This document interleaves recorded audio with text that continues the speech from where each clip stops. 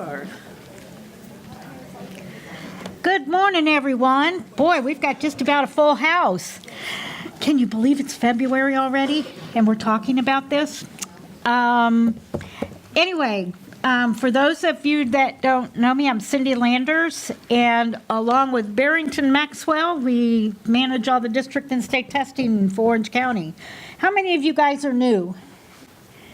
Never done this before. Okay, quite a few of you. How many of you have been doing this more than 10 years? Okay, everybody that was new, look around and look at those raised hands. You will survive this year. I promise. In about 2 months, you'll swear you're going to die, that this is just it. That's all she wrote. But you will get through this. So, without further ado, I am going to, what was I going to remind them of? Oh, that's right. Thank you. I tell you, my brain. Just so you know, we are giving this training, and then Bear and I are getting out of town because we don't want to answer any more questions. We really are getting out of town, but not because of that. So just know that for the next 3 days, Tuesday, Wednesday, Thursday, Bear and I will not be by the phones. We're going to be in Jacksonville in a training, so you will be able to get us. We will be managing emails, but we will not be by the phone. So don't call, but we're still available if you have something, a question that you need to ask, or you can wait till Friday or next week and we'll be happy to answer whatever questions you have. That is the one thing that we are passionate about, and that is being there for you guys, answering your questions. We know this is a huge job. How many of you all requested to be test coordinator? Zero. Oh, somebody did. Okay. We have to talk. But truly, we know what a tough job it is. And Bear's and my job this time of year is to get you through this. Answer your questions and make sure that you get through this with zero issues. It's going to be a big job. There will be problems. There will be things. But we want to make sure that nothing happens that causes other things to happen, and we'll talk about that a little bit later. But without further ado, I'm going to introduce my boss, Dr. Frank Gilbert, who manages test development and measurement, which includes the test development side, Performance Matters, and the PMAs and that stuff, and Bear and I, which is a huge task. So, Dr. Gilbert? Thank you. Good morning and welcome to another exciting episode of Testing in Orange County, Florida. My first thing is I'd love to thank you all for doing the work that you do, and it is important work that without a measure we don't know how to make adjustments. We don't know how to meet the requirements that we do.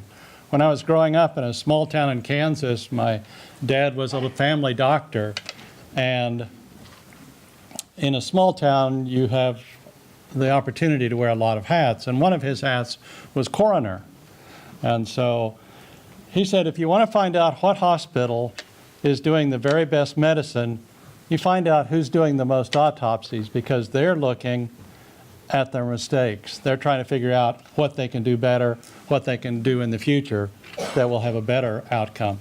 And that's what you all are doing for the district and for the state, is providing that kind of thing. And to do that, it has to be accurate and comparable, and that's why there is the mountain of rules and the mountain of procedures, and that's the part that makes it complex, and that's the part that you all do so well. And Cindy and Barrington provide great leadership, and you have access to them, and those of you who have worked with them for a long time know that they're happy to answer the question.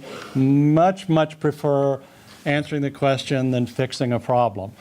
It's much easier. So take advantage of that resource, and you will get through this. Everyone does eventually. We'll get to the end of it, but just keep asking those questions, keep communicating, and there's a difference between communicating with each other and kind of going off the wrong path. So be cautious about where you get the information and how. Stay precise, and the little change plus a little change plus a little change is not a little change. And that's one of the things I think you have to be cautious of with this position. But again, thank you very much for your work, and I'm going to turn it back to Cindy and Barrington, and we'll have a great year this year. Thank you.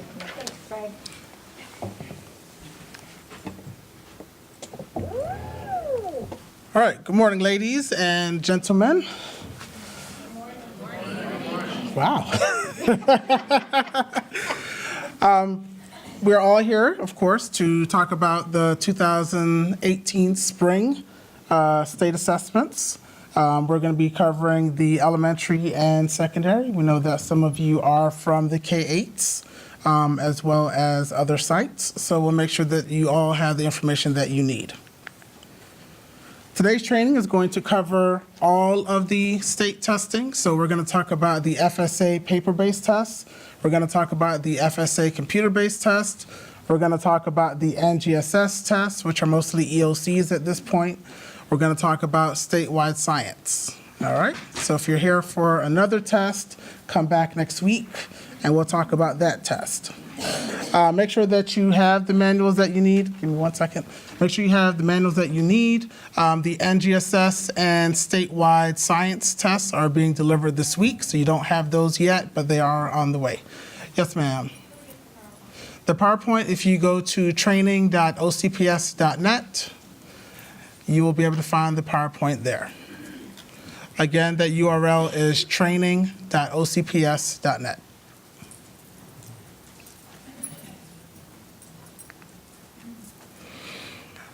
All right, so let me warn you, today's PowerPoint is over 200 slides. However, we just want to let you guys know that we are just providing a highlight of each of the tests. All the information that you have and need will be in the manuals, so you will need to read the manuals. If we covered all of the PowerPoints that the state gave to us, we would be here for 4 days. I don't think your principals would like that if we pulled you out for 4 days. So we have about 2 hours, 200 slides, and the rest you'll need to read. But of course, as Frank stated before, Cindy and I are here to answer any of the questions that you have. But please, please, please read the manuals. They're not the most interesting thing to read, but you got to read them because we're responsible for what's in them, as well as you are, your test administrators, and the proctors. All right, so this is Cindy. She's in. Never looked that good. She's in charge of the East, Southeast, and STO learning communities, alternative education sites, as well as high schools A through K. Her extension, as you can see, is 200-2951. If you have questions regarding scheduling, possible invalidations, questions related to administering the test, as well as you need to get a TOD account and you can't get a hold of Jeanette, Cindy can help you with that. All right, and this handsome lad is Barrington. I'm in charge of the West, Southwest, and North learning communities, as well as charter schools and high schools L through Z. My extension on here is incorrect. It's 200-2951, which is also Cindy's extension. I'm joking. This is actually the correct extension. If you do need to get a hold of me, you are also welcome to get a hold of me by calling or emailing. The same things that Cindy's responsible for, I'm also responsible for. So if you're not able to get Cindy, or if you're not able to get me, then you can reach out to the other. One thing we do ask is that you do not contact both of us, because then that means that we both have to answer the same email. Now, most times we try to get it right the first time, but every now and then you may ask Cindy something, because she's the nicer one, and she'll say yes, but you'll ask me and I'll say no. So just email one of us. If you think she's going to say yes, email her. If you think I'm going to say yes, email me. All right, and then Jeanette, who everyone met by now. She's the one who helped sign you in. She is our helpful assistant. She can be reached at 200-3284. Generally, if you can't get a hold of Cindy or myself, you can go ahead and reach out to her. She'll mostly be helping you guys with setting up your accounts for Tide or Pearson, as well as if you have questions about additional orders and accommodation materials. Keep in mind that generally speaking, if you've placed an order, we got it, and as soon as it's ready, Jeanette will usually email you so that you can come and get it. If she hasn't emailed you, it's not because she forgot or she doesn't want to give you the materials. It just means she doesn't have them ready as yet. All right, so before we get started, just want to make sure that we're all on the same page as to where to find information. This graphic, although it's a little bit difficult to see, is our student assessment IMS page. And this is just an example of one of the testing pages that's available to you. And we're going to go through and break down where to find specific information on these pages. A lot of the testing information that you need will be on the IMS page, so it may be able to save you a phone call or an email. But we're going to go through and show you where to find the information that you need. All right, so the first thing is that if there is a GPO account, and this largely applies to our OCPS sites that are on our network, GPO accounts are essentially the computer login information that we use to access testing. Each of the computer-based tests usually has its unique GPO account, and the reason why is because the ITS team has already set up all the settings that you need so that the test will run at its optimum. We always provide the username and password on each of the IMS pages for which there is a GPO account.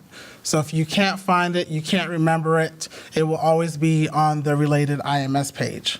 The other thing is access to the portals. So for example, this particular page has a link to FSA as well as Pearson Access Next. And then the big one, which you guys are probably most concerned about, are the actual order forms. They will always be on the IMS page. So if you need to order additional materials, this is where you'll look to order those. This particular page has both the link for the FSA materials order, once that opens up, which should begin tomorrow, as well as for the science. Science will open up a little bit later once you get your actual first shipment of science materials.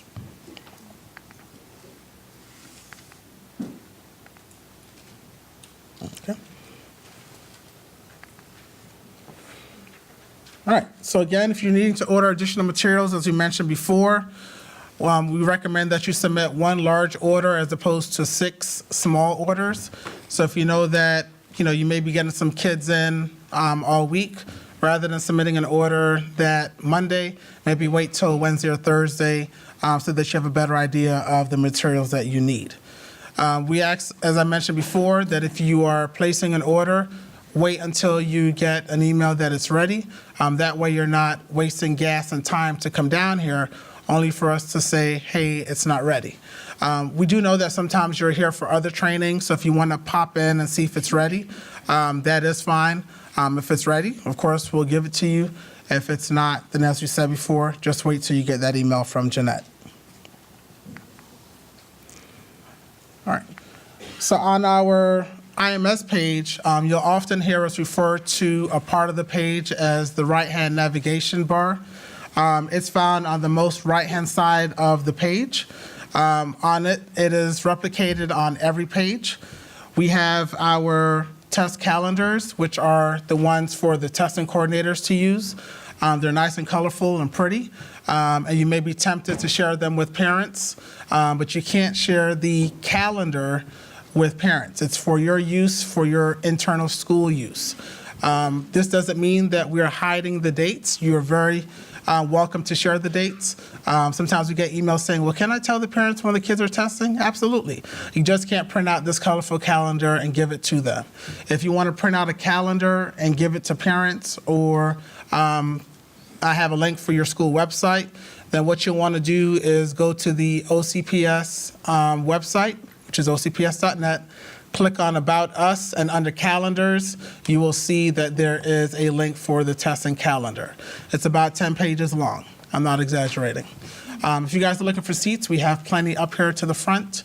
I took a shower 2 days ago, but you should be safe. All right, the other thing are things you'll need to access very often. We have CFE outlines, access to EDW, paper-based accommodation requests. We have a link for Performance Matters.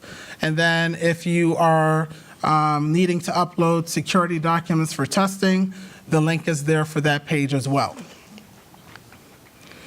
And then we also have access to our year-round training, which is basically our test security documents training, as well as the training calendar and the new test coordinator training. So if you weren't here at the beginning of the year and you just got told last week, hey, guess what? You're our new testing coordinator. We did do a new test coordinator training that you may refer to. There are videos as well as PowerPoints. The other part of our IMS page is the very middle, the main section of the page that you will see. You'll always find our trainings on this section of the page under training and materials. If we do a webinar or Safari Live montage, it will be posted here as well as the PowerPoint. Today's training is being recorded, so once we have the link for that, and we're back at the office, which will probably be on Friday, I will then post this training as well as the video. In the middle is where you can find helpful resources. We try to have them organized so that they're easier for you to find what you're looking for, things that pertain to the beginning of testing, the actual administration process, etc. If there's something you're looking for that you can't find there, let us know, and if we think it's something that would be beneficial to everyone else, we'll add it to the list. And then we have our parent letters. We generally have them in English, Spanish, and Haitian Creole. For this particular page, there's one for paper-based paper-based tests, and then one for computer-based tests. But this is where you can find the templates. You can make changes as needed. And then you'll notice that on each of our pages, there's usually a banner at the very top. This is the particular one from the certification tool training that we did in December. If it is a Safari live training, if you click on the banner, it will always take you to that session. All right, so if you missed the email for the actual training, when we do our reminders, or if you, for whatever reason, can't remember where the email is, then click on the banner and it will take you directly to our training. Always, if you remember, try to use Internet Explorer. It works better with Safari. And then, as we mentioned before, we have quite a bit of trainings coming up. Some of you may have already completed the Access for ELS training. Today, you're at our spring administration training. We do have a TIDE, FSA, Pearson Access training, and CFEs. So you'll probably be seeing a lot of us if you are a testing coordinator and you're in charge of one or more tests. We also have the times and the way that the trainings will be presented. All right, so now that we got that stuff out of the way, some of you may be wondering, okay, I'm a testing coordinator. You had me do this big thing called a certification tool. I did this other big thing called an infrastructure trial, and then now you're telling me you have to do testing, but I don't know what I'm having to do. So this poor baby is probably feeling just the same way you are. Where do you want to go from here? What we are going to do is quickly touch on how to get yourself situated. It will not be nitty-gritty, very specific, but if you need nitty-gritty and specific, call Cindy or myself, and we'll get you situated. All right, so the first thing is, of course, when you begin, is what tests are being administered? Is it computer-based? Is it paper-based? How long do the kids need to test? Who needs to test? That kind of thing. The first thing you want to do is, once you've determined which test it's going to be, let's say it's the FSA third grade reading, then what you'll need to do is pull a roster of kids that will need to take the third grade reading test. In most cases, it's going to be just your third grade students. You can pull rosters from EDW, which is the Student Access Student Schedules, which tends to be my favorite. It lists all your kids, and then, of course, if you're really good with Excel, then you can manipulate it any way that you need. There's always the student enrollment report in EDW as well. That will show you each kid on that day that's enrolled at your school. And then you can always put together a roster in baseball card. Excuse me. All right. Once you create your roster, you want to pay special attention to which kids are ELL. Generally, they are marked on your rosters as LY, and then your kids who have a 504 plan or IEP. 504 plans don't always show up on the rosters, so you may need to check with your staffing specialist or 504 plan coordinator. But for your ESE kids, you'll look at the column that has primary exceptionality. All right, once you have your roster, you'll know about how many kids need to test. You'll need to know where and when they will test. Make sure you have the most up-to-date testing calendar, because of course you want to make sure that you're giving the test on the right day. If you give it on the wrong day, that could be a bad thing. And then of course, then you can decide based off of your school's layout, based off of the numbers of kids that are testing, where they're going to be testing. If it's a computer-based test and you're not a one-to-one school, obviously that means you'll be in a lab or you'll need to pull out your carts. If it's a paper-based test, you basically can test anywhere, or if you are a one-to-one school, you can basically test anywhere. And then, of course, if you need to make any changes to the bell schedule during this phase, is when you'll want to do that. The more advanced notice that your school has about changes to the bell schedule for testing or your regular schedule, the better that will be. You've got a whole lot of people in the back. There are lots of seats here in the front. If you've got a seat next to you, raise your hand. Yeah, there's a lot in the middle here, and there's a couple right down here in front and over here in the front. You don't have to crawl over anybody if you don't like doing that. Thank you, Cindy. Don't feel like you have to be in the back. You know, we'd rather you come down and be comfortable, because this is a long meeting. We'll be here till probably 11:30. All right. Once you know where you're going to be testing, once you know who's going to be testing, once you know when you're going to be testing, you need to notify your students and, of course, the parents. That way they'll know how to prepare. For the parent letters, I recommend using a mail merge. If you're not familiar with that, do a Google search, and you'll find lots of sites that has that information on how to use the mail merge. Generally speaking, you can use that for the parent letters, where you can include the student's name directly from your rosters, and also include when and where those kids will be testing. Also, you want to make sure that you have practice test sessions scheduled. The infrastructure trial was not a practice test, contrary to popular belief, so you want to make sure that you are scheduling those practice tests. All right. This one is the most important. Of course, you cannot do this job alone. If you could, the world would be an awesome place. But you do need help.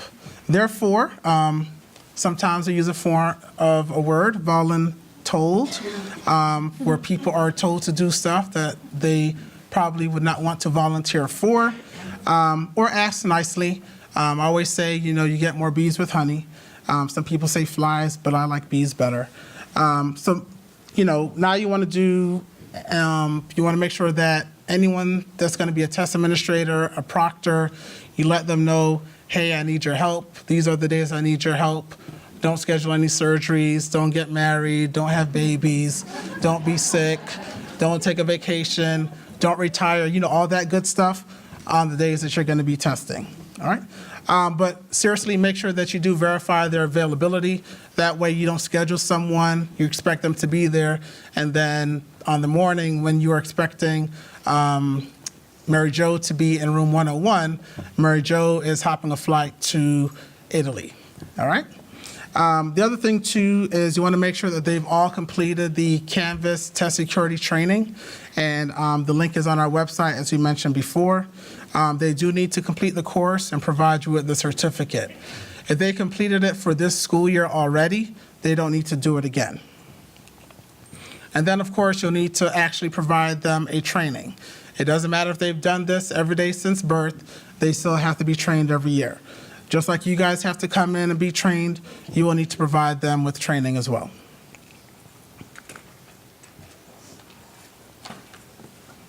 Now, once you have all of that done, you know who's testing, who's not testing, where they're going to test, who's going to help, who's not going to help, all that good stuff. The next thing is preparing your test materials. Now, depending on the test, some materials are needed and others are not. For example, for third grade reading, kids are not going to need a calculator. So make sure you're following that information in your manual. This chart just kind of gives you a brief overview of materials that you'll need for your testing bins. Keep in mind that this is not the entire list. Other schools include other things and so forth like that. But this is just kind of a general list of things you will need and for which tests you will need them. I've heard rumors that some schools provide test materials in manila folders or in public shopping bags. I hope those are just rumors. Please use a box, a bin, something that can contain those materials. The last thing you want is to lose a test booklet. It's not fun. Or to be missing a testing ticket or so forth like that. So you want to put them in something that can be carried together and easily transported. We all know things fall. If a bag falls, things tend to go everywhere. If a bin has a lid and it falls, things will probably still be where you left them. Another thing we get a lot of questions about are test group codes.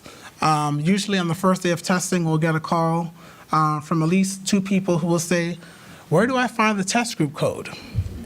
Sometimes I'm tempted to say, "I don't know." But of course, I'll never tell you that. The test group code literally is a number that you make up. It is unique to that specific testing group. It basically means that these kids that use this code are the ones who tested together on this day. Try not to repeat test group codes unless it's for the same group of kids and they're testing in, say, session 1 and then session 2 together. Then, of course, you can use the same test group code.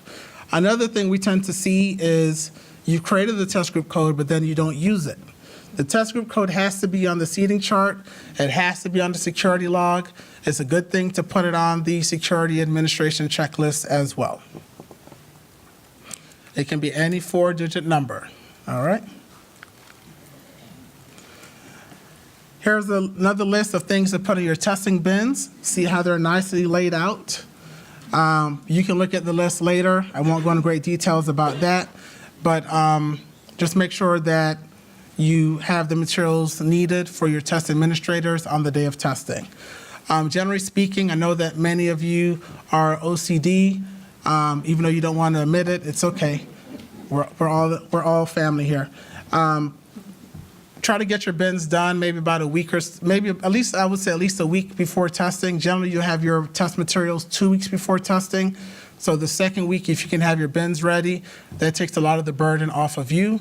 I know what it's like to be putting bins together the day before testing. It's not fun. So try to get them done early. That way, the day before testing, you can go home on time and then be rested for the next day. And then once you have your testing bins together, you need to make sure that you are keeping track of the materials in those bins. So if you know that you're putting 18 test booklets in Stephanie's testing bin, then Stephanie needs to count and verify that there are 18 test booklets. And then when Stephanie brings that bin back, there needs to also still be 18 booklets in that bin.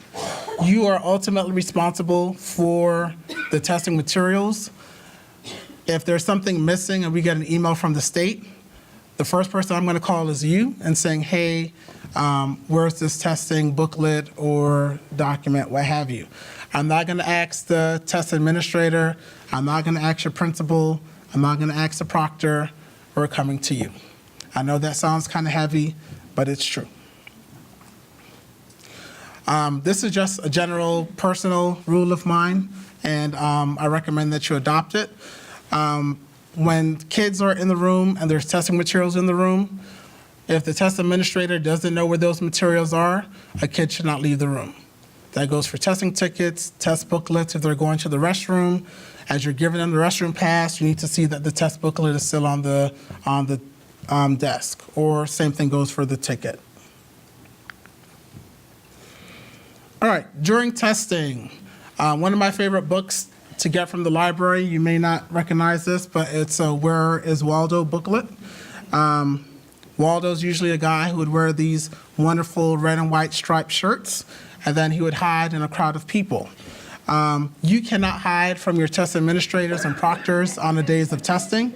I know it's tempting to just run in your room, lock the door, cut the lights out, and make everyone think that nobody's home, but that is when you are most needed. So make sure that you are visible and that you have a plan in the event that they can't reach you. So let's say we're trying to get a hold of Jennifer, and Jennifer's in a room helping someone, then who else do they call to get assistance?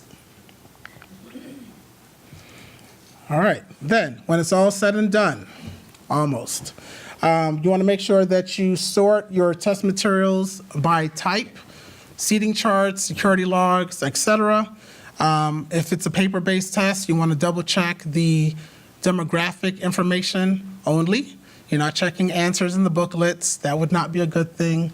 The only corrections you need to make, excuse me, the only corrections you should be making is if, let's say, a kid bubbled his or her name incorrectly or something like that, or wrote the wrong date. Those things you can change on the cover of the booklet. I'll say it again. Please don't go in, opening, seeing, oh, well, did they bubble correctly? At that point, it's too late. Make sure that you double check your counts in terms of for your overall shipment. When you're returning your materials, if you got 100 booklets, unless a kid threw up on them, you should be returning 100 booklets. All right? Make sure that you pack up your materials using the test administrator manual. It will always have the directions for packing up materials in there for you. All right. Some of you have seen the warehouse because your test materials, I'll leave that alone. All right, so this is a picture of our warehouse. This is just maybe an hour's worth of work where we have to go through, pull your boxes, sort them by school, make sure that if you said that you gave us 6 boxes, that there really are 6 boxes there from your school. The first thing is the warehouse is hot, all right? Jeanette and Cindy will tell you I'm always hot. In fact, I'm hot now, where some of you are probably cold. So we like to get things done in an efficient manner. Of course, we want to make sure that everything is right.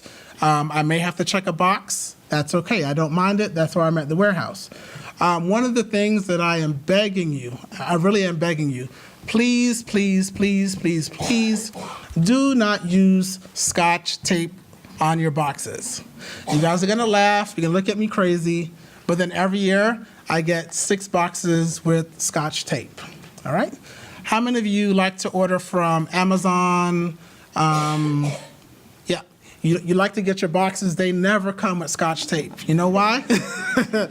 Because when a UPS driver gets a box with Scotch tape, it's like, hey, let's play football, if you watched the Super Bowl last night. Patriots should have won, but that's another conversation.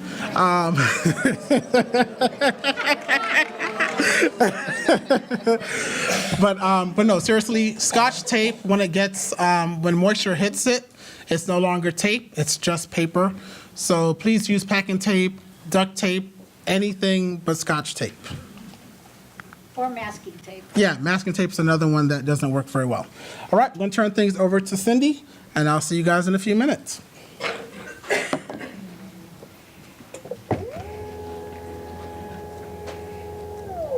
Thank you. Now, I want to know how come your slides have dogs and kittens and babies on them, and I get some security guards from London. That doesn't seem fair. That doesn't seem fair. Okay, good morning. We're going to talk about test security. Yuck.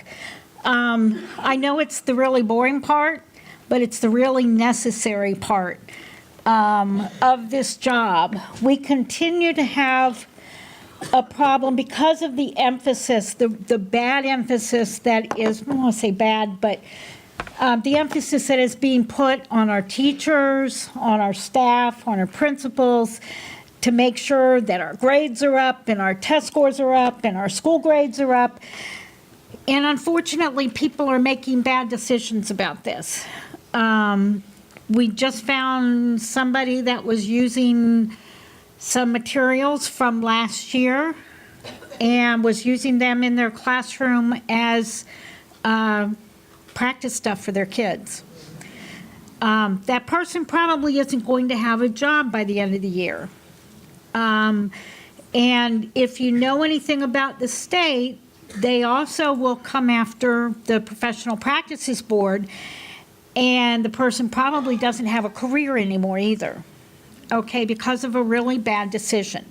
So please do not take this lightly. It is not worth your job, your career, to do something, to make a bad decision. I don't think anybody comes at us and says, I want to cheat. And usually when we find it, it's because they've just done something. There was one year when a teacher had made a copy of the science test book. And so the next year she was going to use it in her classroom, so she sent it up to the printer at the main office. Well, the printer ran it out of paper. So the next morning, when secretary filled it up with paper, the rest of that test book came out of the printer. Well, guess what? They immediately reported it to us. That teacher no longer has a job or a career in education, okay? So, you know, it's going to come out sooner or later. Kids talk. Many times teachers will start getting a little overzealous in the help they're giving kids, and kids go home and talk to parents, and parents give us a call. So please take this very seriously and go over this with your teachers. This needs to be a big part of your training for that, because again, it's not worth their career or their job. Okay? So with that, we're going to go ahead and let's talk about this. The policies and the rules are in the book. They're in the back of the manual. You got the manual? It's always in the back of the testing manual. Under the appendices, we're going to talk about those, but the actual law is in there. It's in Appendix C, and it's always in the back of every manual. So there's no excuse not to know where it is, and at least to have read through it once.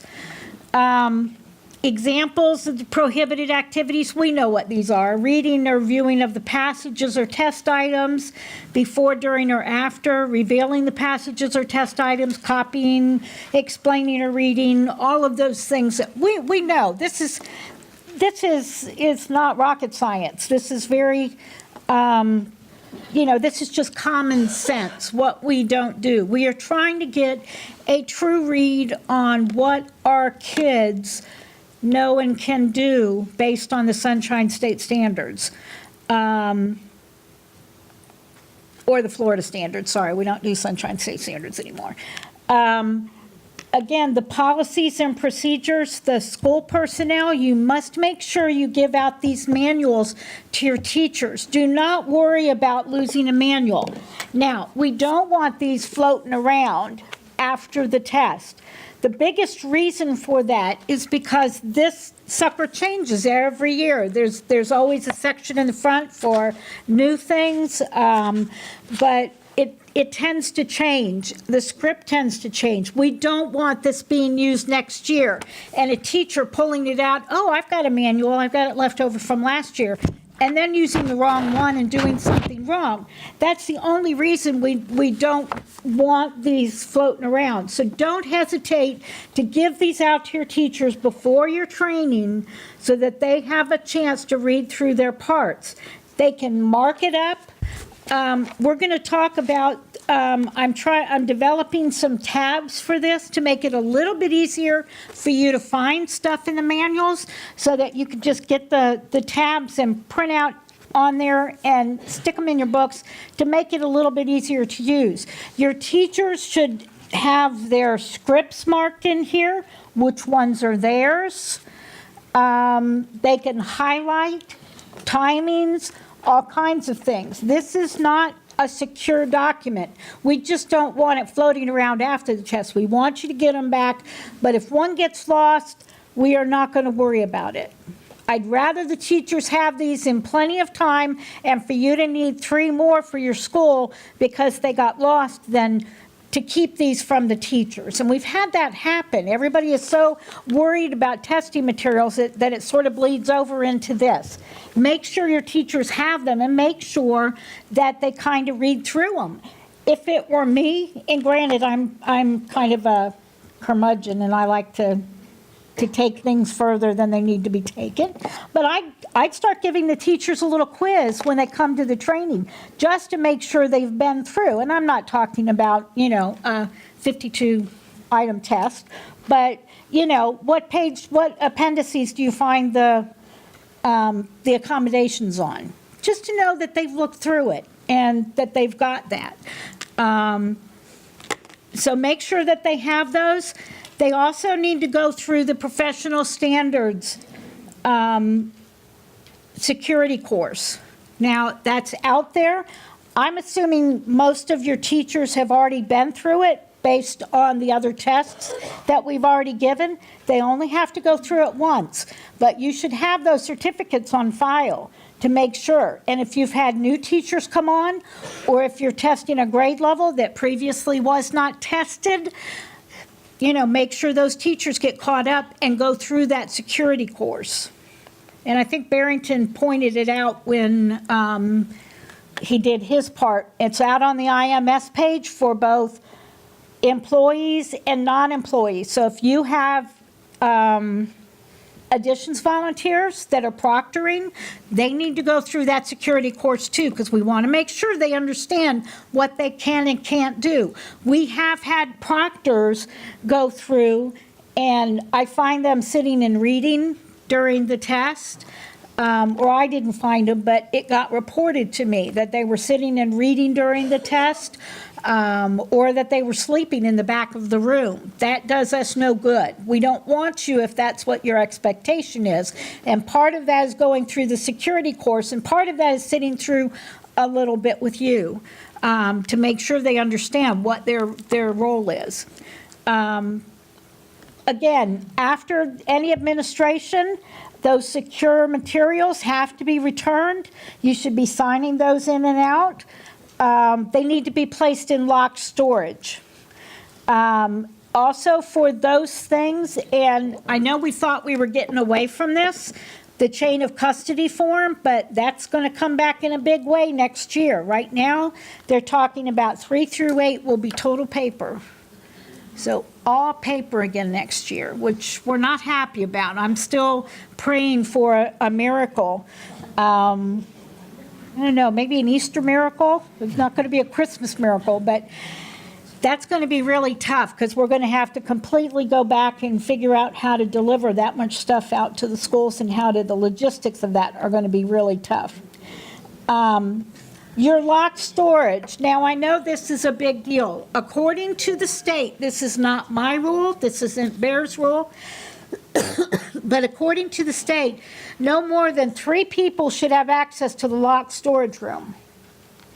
Now, nobody's going to be out there checking to see who has it unless you have an issue, unless you've lost a test booklet, unless some kids get flagged, or your school gets flagged for a potential issue with the answer documents. If that happens and you've got 10 people with access to that room, you've got a big problem. Okay? So please make sure you're limiting it. Now, I know that we've got some custodians with master keys. You may need to say or take that master key away from him while the test materials are there. And that's not a huge amount of time. Remember, you've only got grades 3 reading and 4 or 5 writing. That's it. So it's going to be a very limited time that you have that. And remember that when you have those, if you can put them in something locked in the storage room that only you have the key to and maybe your principal, then you're still covered. okay? So think outside the box. It doesn't have to be a whole room, but think next year, it is going to have to be a whole room because the materials are going to increase substantially next year. So you may want to put that on the radar for next year. If you're going to be in that same school, that you need to get a room that can be controlled. Because if everybody and their brother has a key to it, it is not secure. Do you have a question? Just one quick one. You got to speak up because I'm Are you talking just for elementary paper or everybody? it's everybody's paper, but everybody else who has paper just has paper for accommodations, and so those generally can be kept in a locked cabinet. Again, for next year, I'll be talking about. For next year, that's everybody. So middle schools are going to have a huge issue because they're going to have paper at least for a substantial portion of 6 through 8. But again, we don't know. I don't want to get into a whole lot of speculation about next year, but yes, it does. That's going to count for everybody who's got materials. So this is going to be a very real issue, and we will be addressing it right at the beginning of the school year. Because a lot of people have started using that room for other stuff, and a lot of people have access to it. So just know you have to do something this year, even if you're keeping it in the principal's room or something or a locked closet, but think outside the box, but that's the rule. Now, if you have 4 people that have a key, if you know who they are, maybe that's okay. If it were me, I'd say it's got to be 3 people. But again, nobody's going to be necessarily checking right now, but if you have a problem, it could be an issue. Yes, ma'am. Yes, okay, so clarification, you said if there's a room and you have a cabinet that's locked and only, that's our plan for this year. That's fine. However, next year, we're hearing in the district that they're no longer rekeying. We put in- We're going to deal with that. We're going to deal with that because we're going to have to get back to having that. And we hear that they're not rekeying, and I think the problem came when the state put this in the rules. They no longer were. Everybody was going out and asking for rekeying, and I think they got a little overwhelmed. But we're going to be addressing this right at the beginning of the year so that people can address it and they can get this worked out before it becomes an issue. Yeah. Okay. So let's go on. Monitoring software is not allowed. Test administrators must not administer tests to their family or students related to their assigned test administrator should be reassigned. I mean, again, we're talking common sense. A student's parent or guardian is not allowed in the room. Now, we have this quite a bit since we've had the whole opt-out thing. Parents say, well, I want to be in the room with them. No, that's not allowed. Absolutely not. They can be somewhere else on campus, but they cannot be in the testing room. Admissions of students for testing, not so much of an issue at elementary school, but when you get to middle and high, not all test administrators might not know all the kids.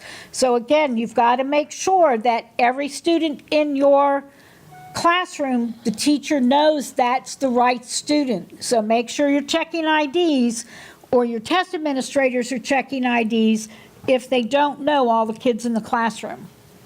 Proctors, we don't want to see large rooms like cafeterias and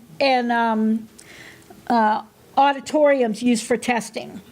It's not to say it's absolutely can't, but it's not a good idea. Back when a lot of the middle schools and high schools were using this because they were having a real hard time with materials and with people, getting enough people to help, they were using the auditoriums, and there was almost every time they would do that, I would get a phone call about the noise level in those rooms, about the control in those rooms, that kids were not being quiet enough, and it's really hard to control. So please do not use those. Again, the proctors, You only have to have proctors for every 25 people or after 25 kids in the classroom. So if you've got less than 25, you only need the test administrator. Now, I know a lot of principals like to have another person in there if you can.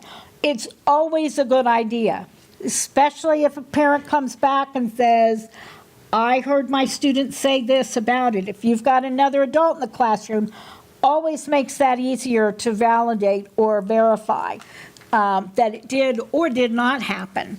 But again, not always possible. Okay, again, school personnel and non-school personnel may be trained as proctors.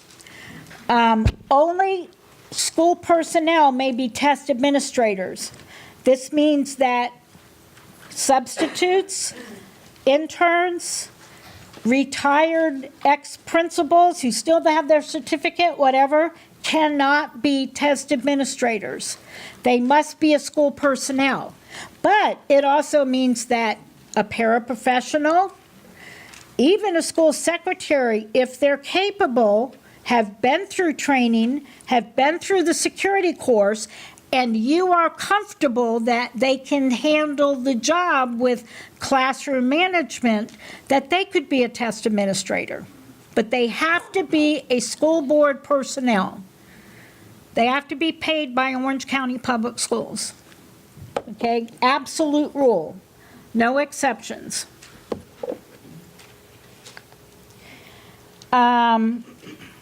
Again, proctors can help monitor the rooms. However, they may not assist in rooms where the family members, so be careful with your additions volunteers about where you're putting them. Make sure that proctors and anyone who assists you with the materials knows what they can and can't do. And again, each proctor who monitors a testing room must sign the test administration and security agreement. So they almost do that. They do not have to sign the prohibited activities agreement. That is a test administrator prohibited activities agreement. That puts all the responsibility for the security of that room firmly on the test administrator in that room. She's responsible. So she's also responsible for making sure that proctor does not do anything they are not supposed to be doing. Okay, security numbers, the booklets that you have. Yes, ma'am. You're going to have to yell from back there. For non-school personnel, do they have to be additions approved? No. They can be, well, they don't have to be in additions, but interns could be, but they also have to go through that they're allowed on your campus. In other words, they have to go through the process to say, because isn't there a whole process? They have to be cleared and all of that stuff in order to be on your campus. Yes, ma'am. If a test administrator is giving a computer-based test, do they have to take the computer-based training course? You're talking about the one on Tide. Huh? That's the one in Tide. They should. There is a little training course on there, and yes, we will discuss that when we get to Tide. But yes, if it were my school, I would mandate it. We're not mandating it, but we're saying it's a really, really good idea because it does take them through the process, and they have stuff to do. Yeah. Okay, let's start blowing through this because we got a lot of stuff to cover. The security numbers, you need to maintain a record of the security numbers every time they change hands. Those secure documents should be listed. Also, can you grab my coffee there? Oh, thanks. Damn, I wish that were a little stronger. Just saying. If you're not a drinker, you will be by the end of the season. Promise. Okay, I digress. The security numbers, again, you need to know which kid has which booklet. If you are missing a booklet, the first thing we're going to ask you is what student it was assigned to, what booklet it is, you need to know all that information. Test irregularities. Test administrators should report any irregularities to you as soon as it happens. Do not tell them, they do not wait until the end of the day. If there was any problems, we've had a lot of cases where a test administrator in a classroom, there was an issue, and maybe they shorted the time or whatever. I've had them call and say, Cindy, the test administrator just called me and said that he shorted the time by 10 minutes because he messed up and just realized it, or he realized it but forgot to tell me. If it's at the end of the day, which often that is, there's nothing you can do about it. That would be automatic invalidations of those kids if they didn't get to finish the test. If, however, they tell you as soon as it happens, or as soon as they realize it happens, then as soon as it happens, you could bring those kids back in as long as it's the same day and give them that extra 10 minutes. So it's critical that you touch base. Again, if it were me, I would have every teacher check in with me at the end of their testing situation. So I could ask, did anything happen? Did you give them the 60 minutes or the 90 minutes? And that way that uncovers if there are any problems too. Because that way part of what you do have to be as a detective as well. But I would just have a little list of questions that says, you know, did you give them 60 minutes? Were there any issues in the classroom? Did you have any disruptions? Did anybody use a cell phone or have a cell phone on them that they didn't turn in? Just a handful. You know, I'm talking maybe a half a minute. And that way you can say there were no problems, and there's no excuse for there to have been any problems. But that's what I would do if it were my classroom. I would make every teacher check in with me, and if I didn't hear from them, I would check in with them after testing, right after testing. And that way, if something happens, you can recover from it. You do need to report irregularities to me or to Barrington. You need to fill out the paperwork. Now, I don't want to hear if one kid was cheating or one kid was disruptive, but if you have anything that's a multiple, or if you have a fire drill, bomb scare, whatever it is, you need to go ahead and report that via the form and get that sent in to us. Always, if something happens, one of your first calls, as soon as you know everybody is safe, is to give me a call so that I can report it to the state. And that way, if something happens and say you have a fire drill, turns out that, yeah, there was a little fire somewhere and those kids weren't able to get back in until the end of the day. As soon as I hear, I'm going to report it to the state. And then at the end of the day, I can say, guys, they were not able to get into their classroom. They're going to have to test tomorrow to complete the test. And the state will say yes. But if I go back at the end of the day and say, oh, by the way, this school had a problem, they didn't tell me about it, but they're telling me about it now, they're much less likely to say, yeah, just let them test tomorrow. You need to keep us informed. Okay? Question. Yes, ma'am. If you have a test administrator and a proctor, and the test administrator has to use the restroom, the proctor cannot stay alone. The proctor cannot be the person in the room alone with the kids. They are not an employee, and they can't be responsible for that room because they are not an employee. That's correct. So you probably want to keep one test person, test administrator type person, like a teacher, an AP, somebody that, a dean, psychologist, somebody that can go into the room to relieve for breaks if they need to. Okay, that's a great question. You need to have one of those people that can go through and do the breaks, because the proctor cannot be the only one in that classroom. Okay, security breaches, again, as soon as you know something is missing, or that there was a problem. We've had issues where people would go into their room and a box was open. Turned out that people were just looking for something else and didn't close it up, but they knew that, just a minute.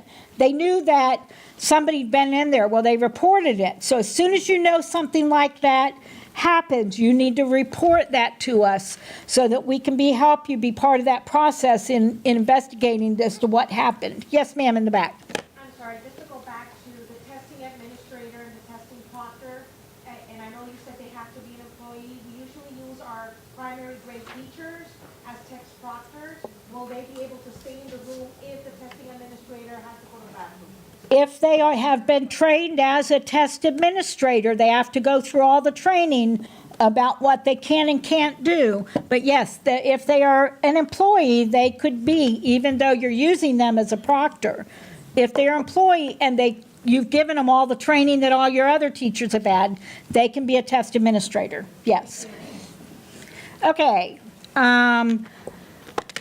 Again, just keep us informed. Communication is critical during this. I can tell you that Bear and I are just sitting by the phones. Well, actually, we're not just sitting. We're generally doing other things. But, we're really by there. We want to help you with those decisions that need to be made at this time. Invalidations. We're going to talk about the paper-based materials a little bit.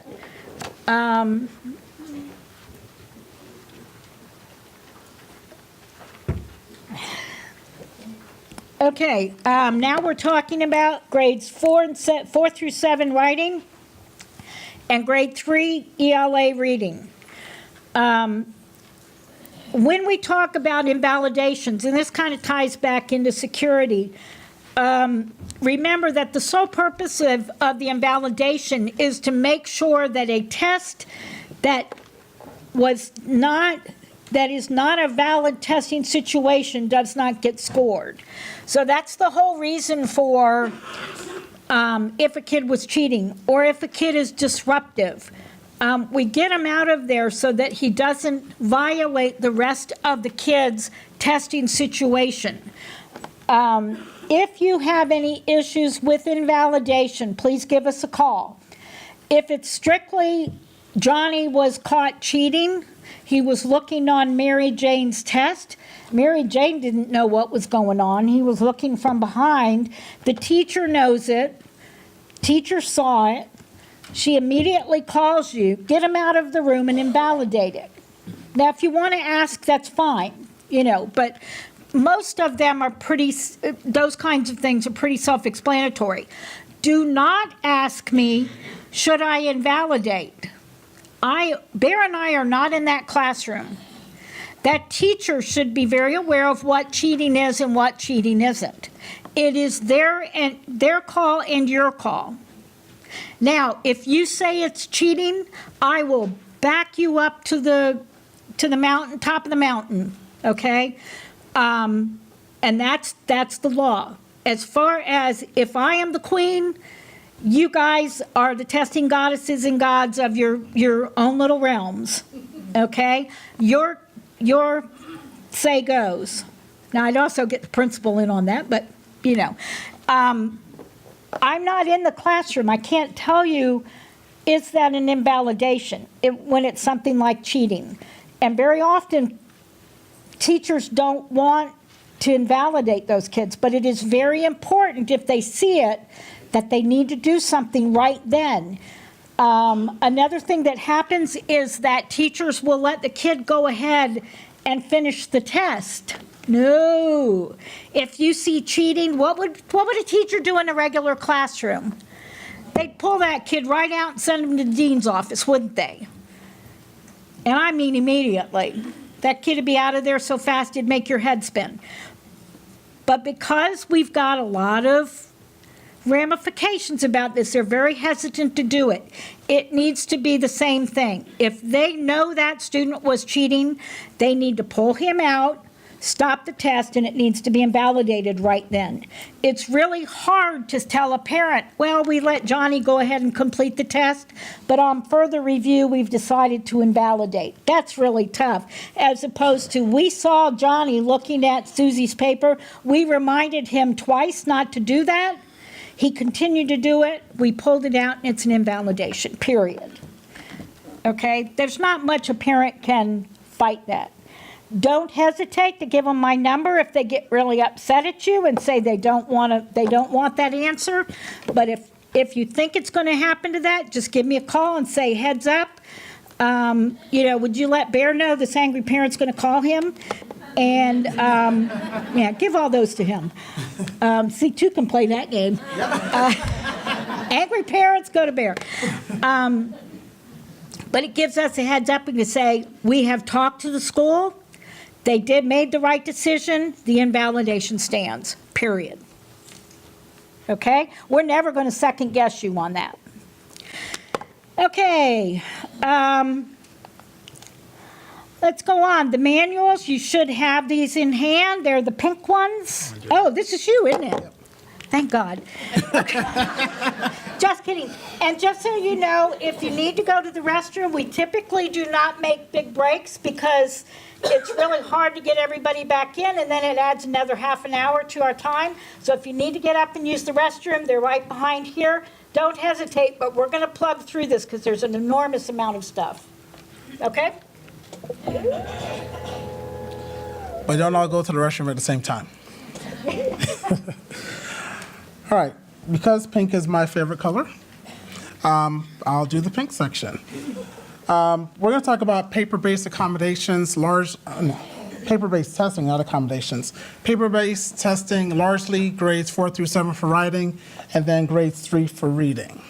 This is what the manual looks like. If you haven't opened your boxes yet to see what's in them, this is what you're going to find. As we mentioned before, make sure that you follow the testing schedule and calendar. Make sure that you adhere to the policies by the FDOE. If you deviate from those policies, you can be in big, big trouble. And then, of course, make sure that kids have the exact correct amount of time to complete their test. So for the PBT writing test, 4 through 7, there is one 120-minute session. For the FSA reading, grade 3, there are 2 sessions, and each session is 80 minutes long, and they're done over 2 days. If a kid is absent on Monday and they come back on Tuesday, they do not get to do session 1 and session 2 on Tuesday. Let them come in on Tuesday, do session 1, and then on Wednesday or on another scheduled makeup day, they can do session 2. For the paper-based test, you want to make sure that each of them have a label on front. For the FSA tests that are paper-based, there's no place to bubble anything. If you need to get a label for a new kid, you have to add them into Tide, which we'll talk about at our training next week, and then print a label for them. Each book, in order to get scored, has to have a label on it. Make sure you put the labels in the correct space. The other thing is that when the teachers are reading the script, which they're going to do verbatim because that's the thing to do, it will instruct students where to write on the booklet to provide things such as their name, the date of birth, the school name, district name, etc. If you're like me and you're OCD, you may fill that in ahead of time, and that's perfectly fine as well. Just make sure that your test administrators know that that information has already been completed. We mentioned before about the practice test. You can access practice tests from the FSA portal.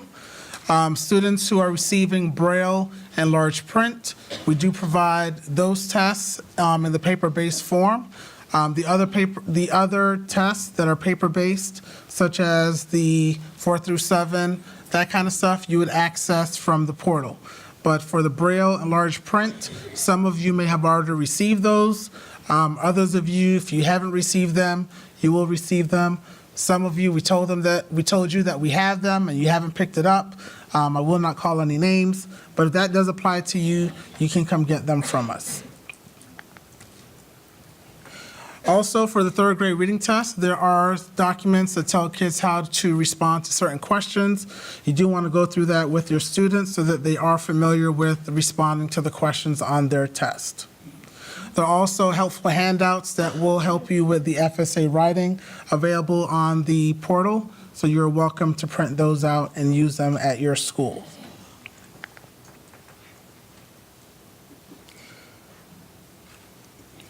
Some reminders. For grades 4 through 7, this is a paper-based test. There are some kids who will need to have flexible responding due to disability or condition. And then therefore they'll need to type the test instead of handwriting it. There is information in that lovely pink manual in Appendix A that talks about returning the typed responses. All right. Also, the kids, yes, ma'am. Can you type it in their program? Yes, great question. Yes, the only program they should be using is Notepad. And the reason why is because it doesn't have spell check or anything like that. Microsoft Word and a lot of those other programs do have the spell check and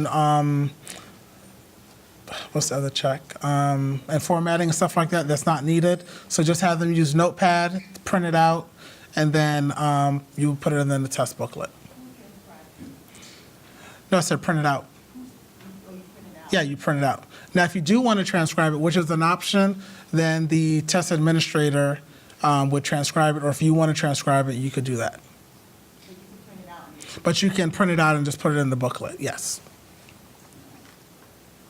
Also want to point out that for the 4 through 7 paper-based writing test, you can't give the kids any extra paper.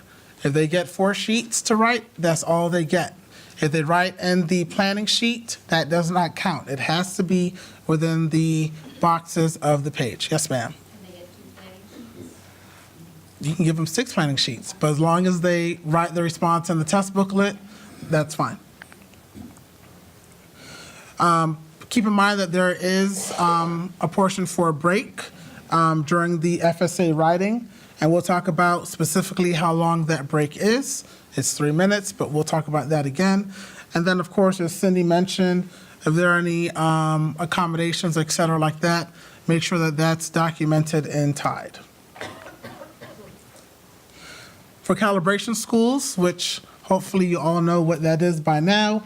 If not, ask me later and I will tell you. There will be specific labels for those calibration schools, and the manual will highlight specifically what labels to use. Keep in mind that if you are a calibration school for writing, you're also going to be calibration for reading as well, and you'll get the appropriate labels for that.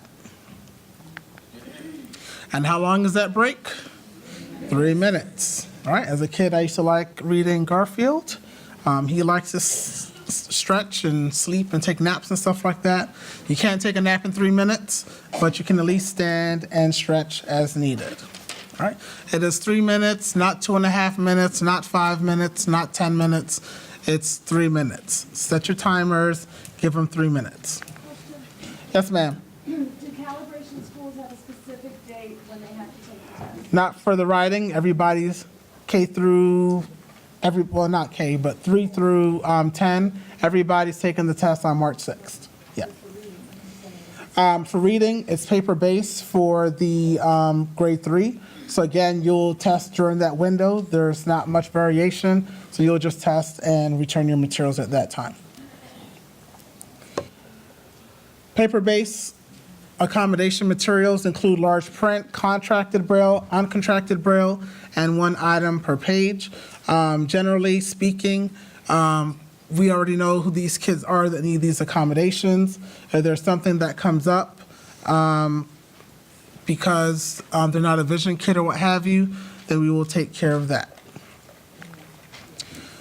These are the materials that you receive at your schools, depending on the grade levels for which you serve. Largely, you'll receive grades 3 through 5. If you're at elementary, if you're at a K-8, you will get 3 through 7. We talked about the pre-ID labels.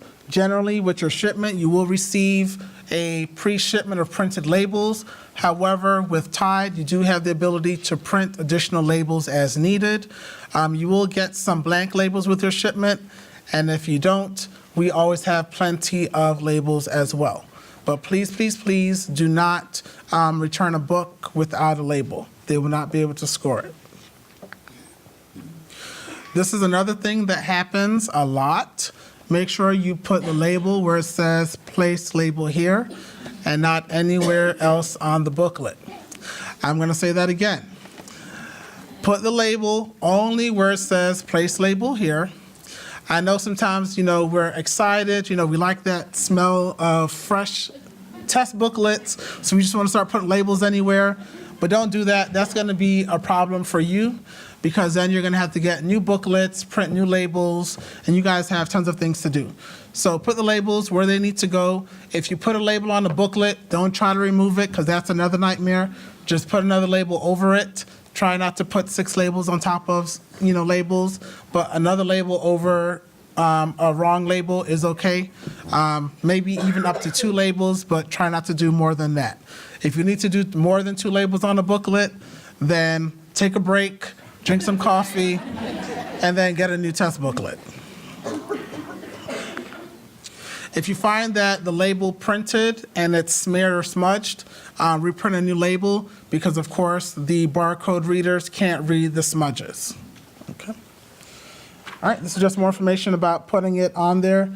Of course, you want to make sure that when you get your materials, you inventory everything.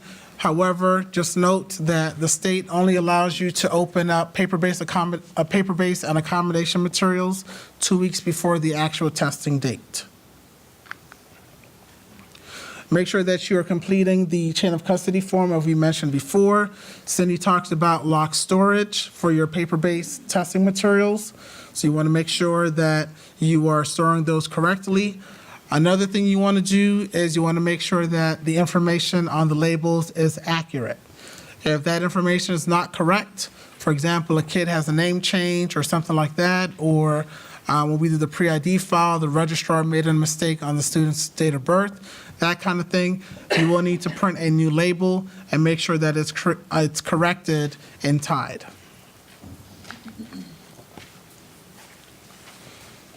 All right, we just talked about that. And in red, as it says, apply label here. We've talked about that many times. All right, let's talk about the computer-based tests now. Now we're talking about 8 through 10 ELA writing and retakes, grades 4 through 10 and retakes for reading, grades 3 through 8 for math, and of course exams. While we're on the subject, because I just thought about it, retakes are not the same as makeups. All right, I'm going to say that again. Retakes are not the same as makeups. Only high schools are doing retake testing.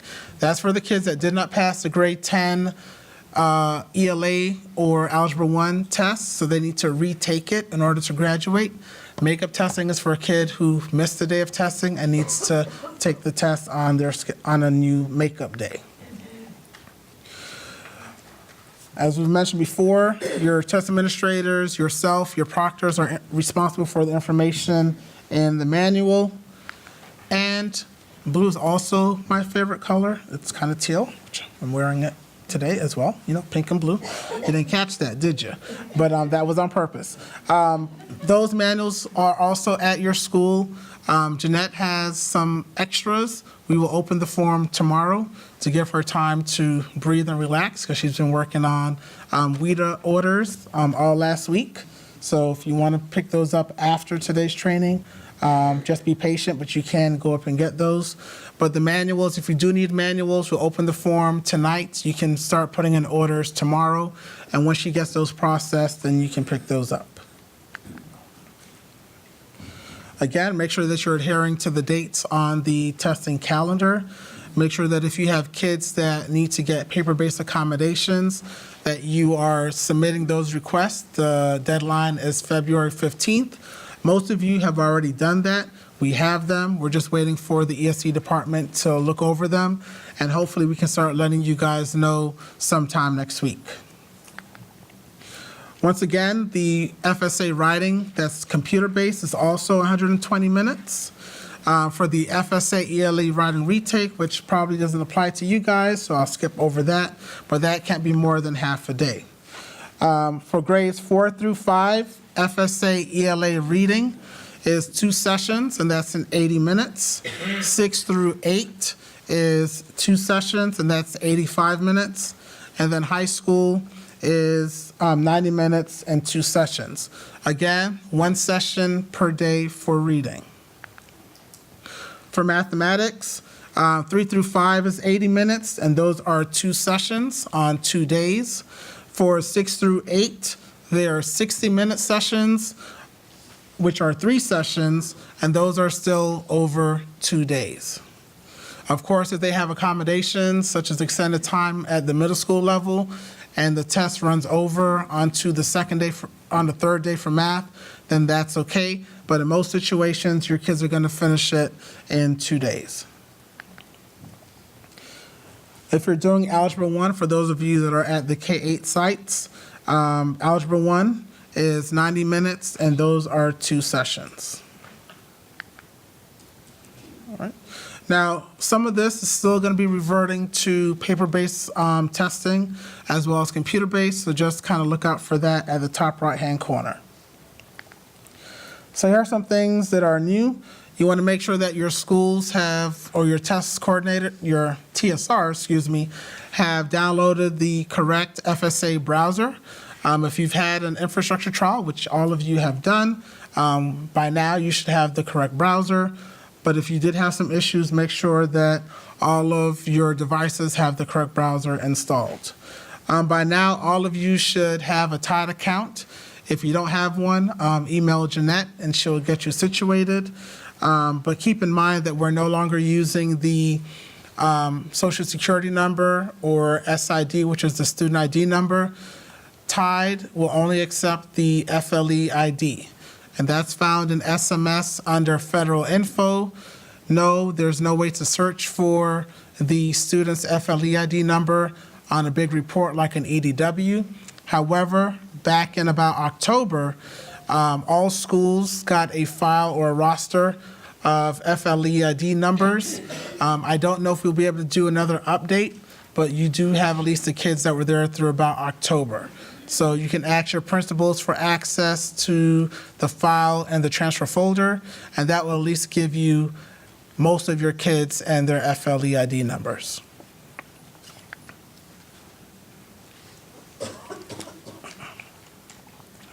For those of you that are at the K-8 sites, for your kids that are taking the Algebra 1 EOC retake, they will test sooner, which is going to be in March. They cannot test in March and then test again in April. They can only test once. The FSA accommodations guide is available. You can find it on the FSA portal. And then, of course, you want to make sure that everyone is aware that you no longer have to worry about doing the comment forms after testing. So once kids are done, they're done. There are no longer the comment form for spring 2018 testing. If you have tech issues, the first thing you want to do is contact your TSR. Generally, a lot of times you will have issues and your first instinct is to call Cindy and I. There are times when we can help you, but sometimes those issues are far beyond our level of expertise. So therefore, you'll need to let your TSR know. Sometimes they're already aware of issues and can help you solve those quickly and easily. And then if they still can't help you, then you may want to consider contacting AIR for assistance. A lot of times we hear stories where there's an issue at a school. We call the district IT admins, and when they call the TSR is clueless as to the fact that there was an issue. So contact your TSR. They're there to help. We know that several of you, especially at the elementary school, You share TSRs with another site, so they may not be on site that day, but still keep them in the loop. Sometimes they can remote in to that computer and take care of the issue for you from where they are. Handheld calculators. These are necessary for grades 7 through 8 on the math test and the FSA EOC. There are calculators on the computer for FSA, but you can provide handheld calculators. On the portal, there is a list of approved calculators for these tests, and using the wrong calculator or using a calculator during the wrong session is grounds for automatic invalidation. None of the tests allow calculator use on the first session, so you want to make sure that kids don't have handheld calculators during that first section of the test. And then, of course, make sure that you're providing the right accommodations to your students in accordance with their IEP and 504 plan. Also, don't forget you have ELL students that also receive accommodations as well, so make sure that you are familiar with that. CBT accommodations that are turned on and tied. You want to make sure that these are turned on prior to the kid beginning the test. If it's not turned on prior to the beginning of the test, the student will not have access to it. This includes text-to-speech, masking, and the ASL videos, as well as closed captioning. So for your kids who are hearing impaired, they have access for the reading portions of the test, the listening portion, to American Sign Language videos, as well as closed captioning. Make sure you turn those on, and we'll talk about that in next week's TIDE training. Headphones and earbuds, make sure that your students know to bring them, but you also need to have a few on hand, or if you're going to provide them to everyone, then that's even better. But make sure that you have some in case the student forgot them or the ones that they have are not working. You want to make sure that they test them out to make sure that they're working in advance of the test. But we know that things happen during the test, so have some available for them to switch out if needed. And then, of course, we talked about closed captioning, which is available as an accommodation to those students that need it. There may be times for the computer-based tests where students have closed out of the test by accident and they're not yet done with the test. Those are special situations that we call reopening a test. We'll talk more about that at next week's TIDE training, so make sure you don't miss that. And we'll tell you when you'll need to do a reopen test request and when you need to do a reopen session request. They can be a little bit confusing, but we'll make sure that that's clear for you next week. Irregularities, as we mentioned before, make sure you contact Cindy and myself. We will stress that several times throughout today's training because it's that important. All right. Few terms that you may not be familiar with, so I'm just going to kind of breeze through some of them. You hear us talk about AIR or AIR. That's basically the company that does the FSA test. Pearson does the NGSS test. DRC is the company, Data Recognition Corporation. That is the company that handles the paper-based materials for your test. You won't really deal with them much. That's kind of mine and Cindy's job, but just know that when we mention DRC, that's who we're talking about. The FLE ID you should be familiar with, as well as the FSA portal. The FSA reporting system, for those of you that are new, when we get scores in May and June, depending on the test that's going on, this is where you will go to access those scores. And once we have access to those scores, either Cindy or myself will send an email to you letting you know that you can now access the scores. The secure browser is what the kids use to test on, and that's a part of the GPO account, as well as the session ID, which we'll talk about next week in the TIDE training when you're creating your sessions. The student interface is basically the kids' platform that they use for testing. The test administrator interface is what your test administrators will use to begin and stop the sessions. The test delivery system is a combination of those two interfaces and how they work together to make sure that kids are tested. Tide, which is the stuff you wash your clothes with. Tide is also the system that you use to organize your testing, print test tickets, etc., which is why we do a Tide training. You will cover next week as well. And test tickets are those lovely pieces of paper that has the student's username so that they can log into testing.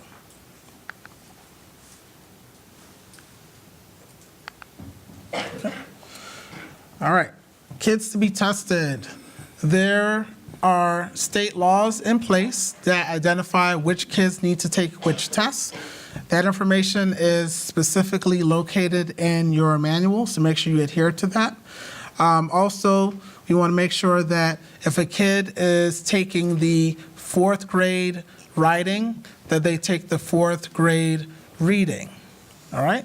Kids who take 4th grade reading should take 4th grade writing, and vice versa. Now, there is a question that we get from time to time.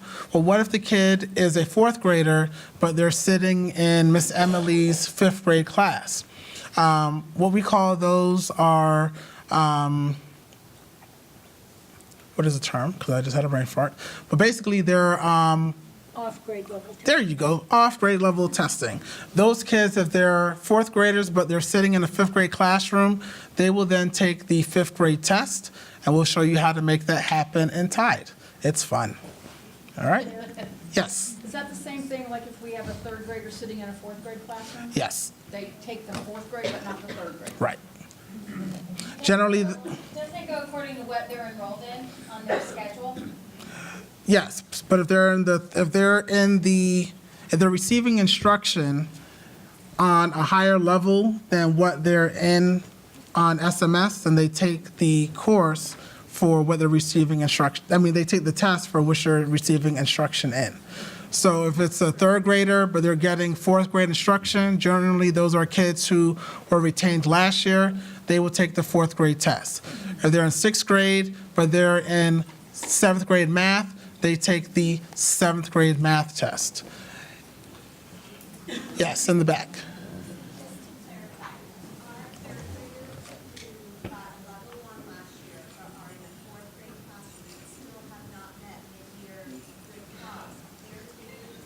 Well, that is, in that situation, if they haven't been officially promoted because they haven't had good cause, that's a separate situation where they would then take the 3rd grade test because they need to have that in order to be promoted. Right, and even though they're sitting in a 4th grade classroom, then they won't take writing because 3rd grade's just. Right. That is correct. They won't take the writing. Yes, sir. And with the virtual classes in 6th grade, how is that? When you say they're virtual, so like they're a 5th grade student, but they're taking virtual school during for 6th grade, they will take the 6th grade test. Yes, ma'am. How would they take the 6th grade test? Very easily. We'll talk about that on Tide, but basically all it is you go into Tide under their profile and you'll change the grade tested level for them. But we'll talk about that in Tide. Yes, ma'am. Repeat the questions. Oh, the question was if you have a 5th grade kid that's taking 6th grade virtual classes at the elementary school, how would they take the 6th grade test? It's a simple change in Tide, and we'll show you how to do that next week. Students that transfer in after writing, is there, you see if they've taken writing? Her question is, if you have a kid who transferred to your school after the writing window has ended, how would you know if they've taken the test? What you do is you pull out a crystal ball and you look into it, or you get a flower and he tested or he didn't test. Actually, the only way to find that out literally is to contact the previous school. I know it's not fun, but that's the way. Yes, sir, I'm going to take 2 questions and then we got to move on. Yes, sir. Oh, sorry, ma'am. I'm sorry. I didn't see you. Barrington, if you have a student that's enrolled in 3rd grade ELA but in 4th grade math, Then for math, they will take the other test. can you just do that for Tide or already matched up because that's how the enrollment is? You may need to make the adjustment in Tide, and that's easy to do. All right, last question in the back. If we have a third grader who is sitting in fourth grade ELA, who's never taken the third grade test, Let me check on that one because that has me a little stumped because we probably need to figure out if they've met good cause or not, and but we can figure that one out. All right, for the writing and reading retake, remember for those of you that are at the high school level, I think I saw one person that has this, so I'll just talk about this part. You want to make sure that they are taking the appropriate tests for graduation, which is if they are a 10th grader, they need to take the grade 10 writing test. If they're a retake kid, then of course they would take the retake test and not the grade 10 test. For those of you at the K-8s, you want to make sure that kids taking the EOCs are enrolled in that particular course. So if a kid is in Algebra 1, they take the Algebra 1 EOC. They don't take geometry. Also, you want to make sure that if they have not yet passed the Algebra 1 EOC, they need to take it each time until they pass it. That's for the retake because it is a graduation requirement. Also, you want to make sure that kids are aware and teachers are aware that the EOC has to be taken because it is 30% of the overall grade for the course. We do have grade forgiveness and so forth like that. Those kids are also eligible to test. So if they're doing E2020, they can also test. If you have situations with kids who want to cap a particular course, that is also available, but if you have questions regarding that, contact Cindy or myself. Kids who are at the JDCs and so forth like that, that applies to one person here, and she knows that they must also test. Also, you want to make sure that if you have home ed kids, Florida virtual school kids, et cetera, like that, that you provide and accommodate those students for testing. Parents will need to contact you, and you will need to let them know when to test. The parents are responsible for bringing those kids. It's not your responsibility to hunt them down. All right? Just keep in mind that you still need to have an FLE ID for those students. So if you're not able to get it from the parents, contact Cindy and I, and we can work with you to contact the correct people to get that information for you. For Florida Virtual School, most times you'll already get the tickets or labels, so you don't have to worry about it. The ones that tend to be tricky are your private school kids who are coming to your schools to test, such as your McKay Scholarship kids, as well as your home education students, but we can assist you with that. Speaking of McKay Scholarship, some of you are receiving phone calls about this. These are kids who are receiving the McKay Scholarship, so they're attending private schools. They are eligible to test, so please accommodate them. I believe I've only gotten calls from 2 parents, but if you are getting questions about that, don't hesitate to call Cindy or myself. The same thing applies to the Florida Tax Credit Scholarship Program as well. They can take most of the tests, however, they cannot take the ELA retake. Private school kids, as we mentioned before, they're eligible to test.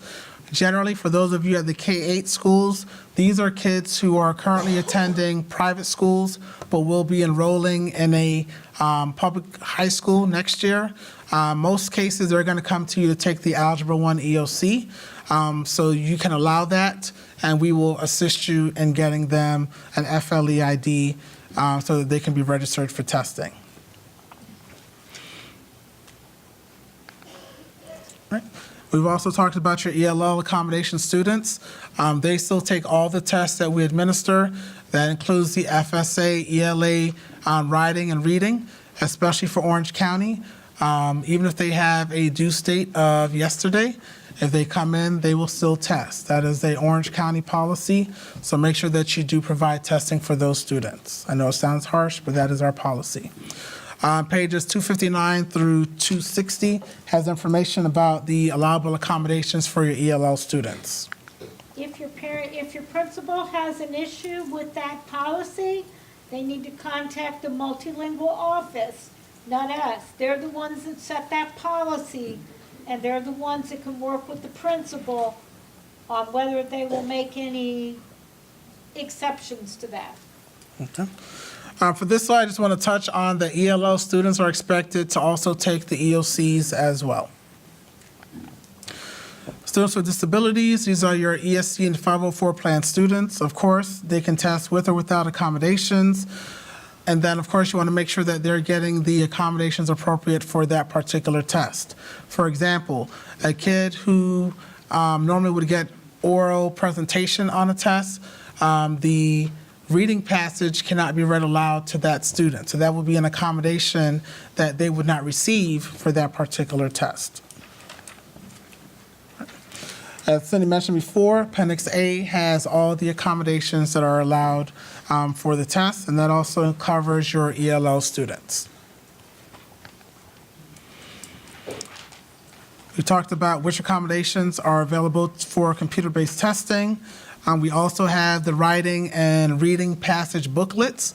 That is also an accommodation that some students receive, and that's according to their IEP, and we can assist you with that as needed. Most of you are well aware of the paper-based accommodations procedure. Keep in mind that we do have to report this information to FDOE. That's why we make such a big deal about who's getting accommodations. So you want to make sure that any documentation that needs to be submitted is done so in time by the deadline, which again is February 15th. During makeup testing, you want to make sure that all test security policies and rules are followed. You want to make sure that the kids receive the same amount of time that they would have received for the actual test. And then you want to make sure that for the materials, they're provided for those students and they are not removed just because it's a makeup session. A lot of times, because we put so much emphasis on the actual main administration, we tend to become a little bit relaxed on makeup testing, but the same thing you do for the big testing of 3,000 kids is the same thing you do for one kid. And with that, oh, I guess I got one more. There we go. All right. And then, of course, you talked about session 1. Kids have to take session 1 before they do session 2. They can't do session 1 and 2 on the same day. Don't ask, because I'm going to say, well, didn't you hear me say it in the training? I probably won't say that, but I will tell you that, no, you can't do it. In fact, the actual system will not permit you to do 2 sessions on the same day anyways, all right? So just kind of keep that in mind. With that, Cindy's going to talk to you about materials. Already? Yes, already. Told you I was going to book it. Yes, ma'am. Testing, if you have kids in different grades that are makeup tested on the same day, can they be in the same room or do they have to be split up? All right, good question. She's asking if you have kids who are making up, you only have 2 kids, one's a 3rd grader, one's a 5th grader, can they be made up in the same room? Generally speaking, I like to say no, but I know that logistically that can be impossible sometimes. So if you have that situation, yes, you can test them in the same room. However, you want to make sure that the script is read specifically to the kid that they need for testing. So if 3rd grade, you need to read the 3rd grade script. 5th grade, you need to read the 5th grade script. The exception is with 4th and 5th grade, for example, their scripts are the same. So of course, putting a 4th and 5th grader in the room together to administer the test is not a problem at all. Good question, though. All righty then. Oh, let's keep going through this. Anybody need a stand and stretch break? Okay, we'll keep moving. Okay, we're going to get through this, guys. Okay, test materials. Even if you're doing CBT, you do have materials that need to go to the student. You've got planning sheets, writing and reading passage booklets, CBT worksheets, work folders. Don't forget to get that stuff inventoried in and get extra if you need it. Now, I'm hoping some of you, we told you, you did not need to throw this stuff away from last year if they were totally blank. And you put them, kind of tucked them up on a shelf. Because what that means is if you have those, you don't have to order extras. It's the only thing that you can kind of hold over from year to year. They are identical. You can also copy them out of the booklet if you'd like. If you've got huge amounts that you need in addition to what you get, I wouldn't do that, but there is a copy of it, but it is critical. This is a standardized test, and somewhere in the back here is a copy of it. That means that every student took the test under the same conditions, and that includes the materials that they are working with. So the planning sheet has the information there. It is lined, it is blank on the back. The other piece, it's not in this one because this is it's the computer-based. The testing rules acknowledgement page is on there. So please make sure that if you're going to copy them and use this as a template to make your own copies, that you copy it exactly. It is not okay for you to just take some blank pieces of paper and throw them at the kid. I know it doesn't seem to make much difference to you, but it does. Okay, so all students taking the writing will receive the planning sheets. They can use those to take notes, plan for. The testing rules acknowledgement is on the back. They're distributed at the beginning of the session. Make sure that your kids have enough desk space so that they can do the planning and the writing. Once any of these planning sheets are used, they are considered secure materials. You cannot just throw them out. You do need to keep them for a specified amount of time, and then you will shred them. Writing and reading passage books. For computer-based accommodations, there is a passage book for kids that have an issue with reading on the computer. Now, we already did the training some time back of how to apply for computer-based accommodations or paper-based accommodations for the computer-based administration. Say that 3 times really fast. So if a student needs large print or Braille, for large print, they can take it on the computer. For Braille, obviously can't. Or if a student needs regular paper, or if they need a reading passage booklet, those you need to go ahead and apply for approval of those paper-based accommodations for computer-based assessments. And the reading passage booklet is one of those, but that is an alternative. Make sure that your CCT is aware of that, not your CCT, your staffing specialist. And again, we've already ordered the regular and large print books for your vision kids. However, if you have ESE students that need large print booklets, you need to make sure you get those ordered.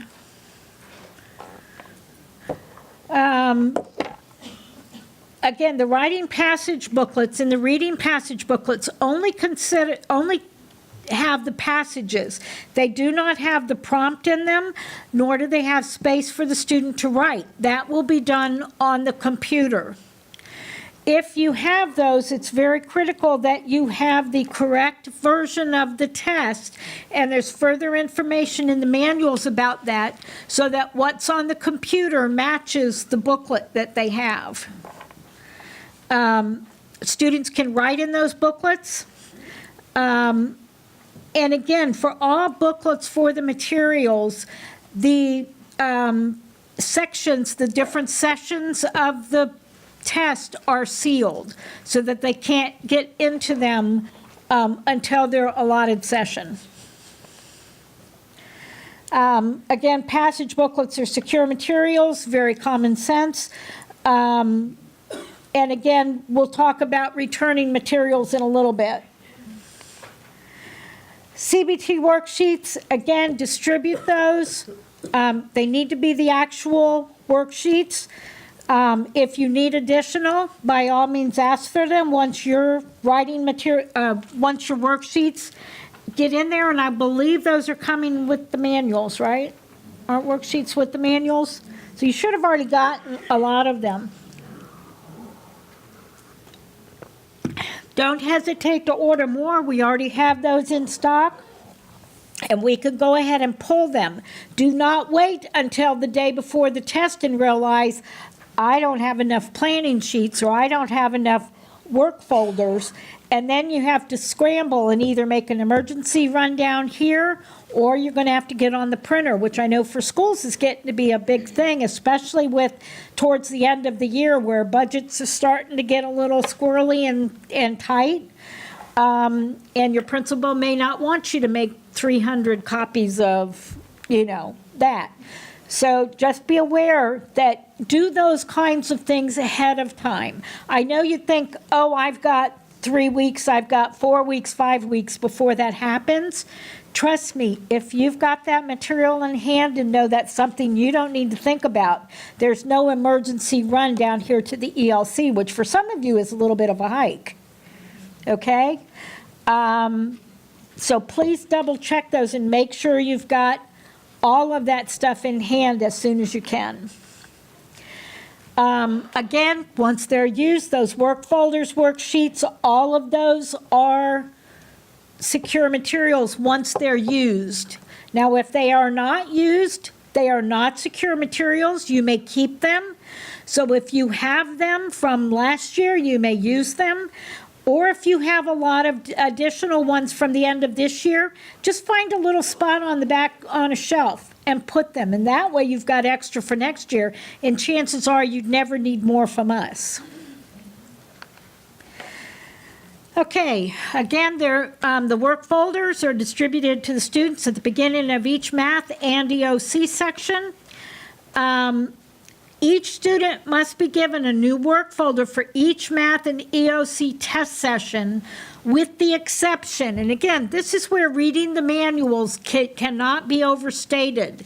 You need to double check this so that when you work with your teachers, they know where to give the work folders and where not to give the work folders. Don't leave that up to them. So for here, you need to make sure that for grade 6 through 8 math for session 2 and 3, grade 6 through 8 math, students would use the same work folder for session 2 and 3. Okay, so make sure you highlight that and go over that with your teachers. Did you have a question? I'm sorry. Just a quick question. Sometimes the students write really large on the sheets for the reading and the math. What happens if they request another work? If they request another worksheet or planning sheet, you may give it to them. Do not just hand out 2 or 3 to the kids, because most kids will not use that. But there are some that do write really big. But I would say if they request it, they may certainly have another one. So you'd probably want to give a couple of extra to your teachers, but generally they do not use them. Most of what the student uses will come back blank, quite honestly. Okay? Calculators, very, very important. This can be a spot for invalidation. Grade 7 and 8 math and Algebra 1 retake and geometry include a calculator in the test delivery system. Okay, it's only available for session 2 and 3 of those tests, of 7 and 8 math, and for session 2 of the EOCs. If you give a handheld calculator to any of those kids for session 1, what happens? Invalidation. We had a whole school, wasn't in Orange County, but an entire school was invalidated for geometry because they gave out those calculators for session 1. Do not get overzealous and put the calculators in those bins and give it to the teachers for session 1 and expect her to remember that she can only give those for session 2 and 3 or session 2. Okay? Only give them the materials if you need it. Now remember, that's online. So technically, they do not need those calculators. Only some kids might need a handheld calculator. But if you choose to give them, only give them for the correct sessions. Again, the calculator and reference sheet policies are in the manual, and a list of DOE approved calculators for the 17-18 school year. Make sure you read through that. Providing a calculator with prohibited functionality or the wrong test session is cause for test invalidation. Reference sheets. Those are provided for grade 4A FSA Math, FSA EOCs, and again, they are in the TDS, so they technically do not have to be given to the student's hard copy. If you decide to do that, be very careful. Make that decision well ahead. And again, you'll hear a theme here. We're talking about doing things ahead of time. Making sure you get as much of this done way ahead of time so there's no scramble. We had a school last year, or maybe it was the year before. The principal decided that, oh, I want the kids to have the reference sheet. So there was a mad scramble to find the reference sheet, and the clerk in the school said, oh, I have a copy of it. Pulled it out, they made copies for everyone. Guess what? It was the reference sheet for last year. We sent it up to the state, and they said there was enough information on that reference sheet that we had to invalidate the entire school for that test, okay? And again, that's the thing. We do not want last year's materials, whether it be the manual, whether it be reference sheets, get rid of them at the end of testing. We say you can recycle this stuff. Do not have them hanging around in your school for precisely that reason. I mean, everybody was working on good faith. Nobody was trying to cheat, but huge ramifications, okay? So, but if they had taken the reference sheet out of the correct manual and then made copies of that ahead of time, none of that would have happened, okay? So planning, planning, planning, planning. Again, the schools may provide each student with a new copy of the reference sheet for session day 2, or they may return the same hard copy that the kid used for session 1, but you can't just willy-nilly give them out. If you're going to reuse the same reference sheet, if you are going to give them hard copy, it needs to go back to the same kid. We don't want kids passing notes to each other through that. Used reference sheets are secure materials. Again, they should be packaged up. We'll talk about returning materials in a bit. But basically, those would get shredded unless there was writing on them. Or no, those will get recycled unless there was writing on them. Headphones, earbuds, Bear's already talked about that. Same rules apply as to before. Don't forget that sound check. It is very important that you do that, and also that you plug those headphones or earbuds in before you turn the computer on. That sets the settings for the correct place when you turn those on with the earbuds or the headphones. Computer and device preparation. We'll be talking quite a bit about this in the Tide and the Pearson trainings. If you're doing that, we've already been through the infrastructure trial. If your infrastructure trial was not successful, you must continue to do it until you have success with all the computers that you're going to be using for testing. Okay? Please make sure that you keep an eye on what's going on with those, if you have labs and are using labs, and that you know what's going on, and that the TSR is fully aware of what can and cannot happen on those computers. Okay? they're getting separate information from their group. We work very closely, Bear and I do, with the TSR group here at the district level.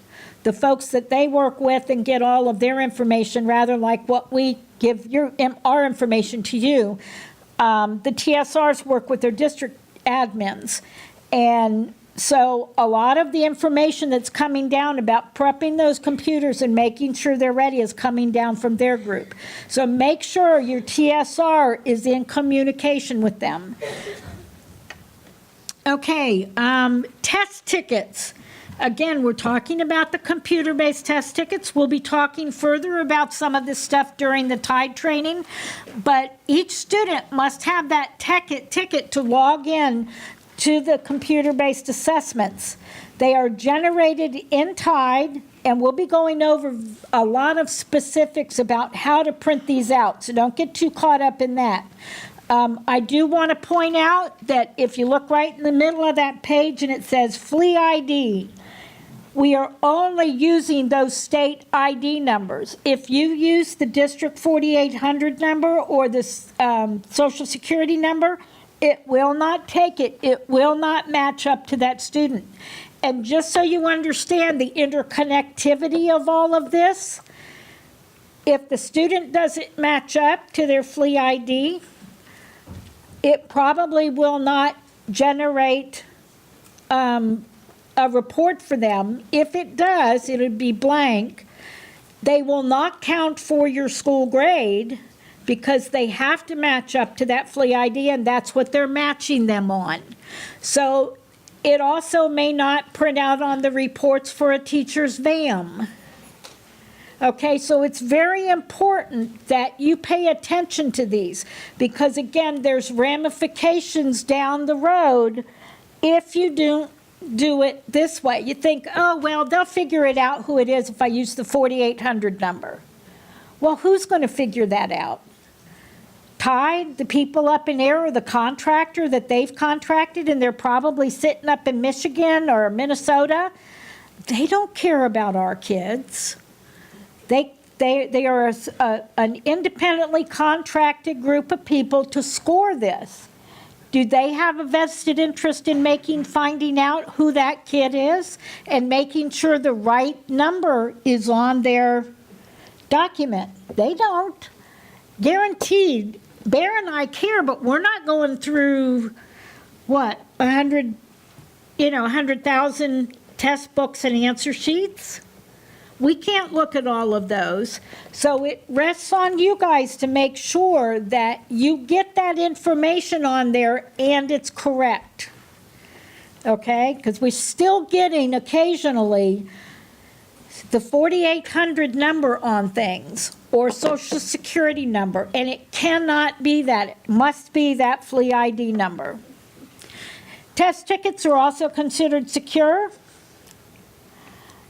Again, all of the demographic information must be put into TIDE if you are adding a student. Now, we just sent up the information for the EOCs. The information for FSA is already up there. You can go in and look at it in TIDE. If you have your information and you have your login, you can go ahead and log into TIDE and see the information of the kids that are there. And if you know you've got new kids, you can go ahead and start entering them. But all of the demographic information must be entered in.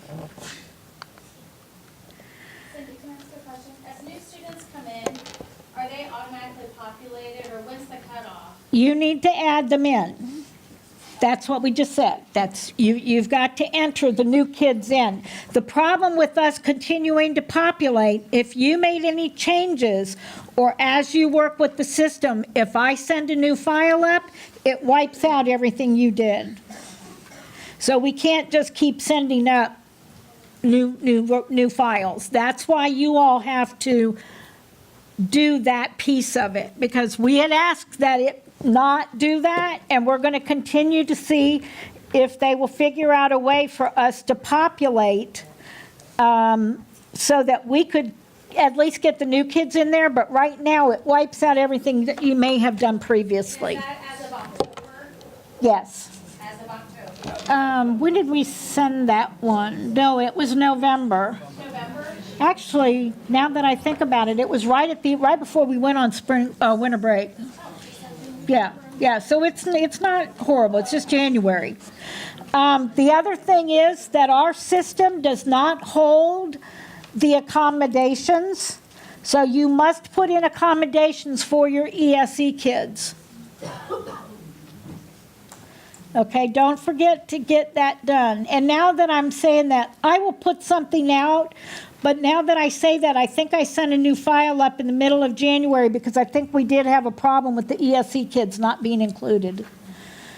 So I'll send out a verification of what day our last file was sent up. But you do have to add the accommodations to kids. So make sure that you know that you've got to go in and add that to all of your kids, the ESE accommodations. I'm sorry, ELL? No, ELL is up there. That information. It's just the accommodations for the ESE kids. Okay, support during testing. Again, the test administrator shouldn't be the person making decisions about technical issues or that kind of thing. If there's any difficulty with logging in, with that kind of thing, you need to be available to help, and your TSR needs to be available. Now, with that said, we know that a lot of you all share TSRs among 2 schools, but you need to know that they are available to you, and they do have remote capability to your system. So you need to make sure that they know they need to be there, and that you need to find out his cell phone number. And as Bear always, says, you catch more bees with honey than you do with vinegar. Make that TSR your best friend. I can't stress that enough. You need to, because you're going to rely on them for computer-based testing. Now, for elementary school, next year you can write them off if we go to paper. I know, everybody. I am so distressed about that.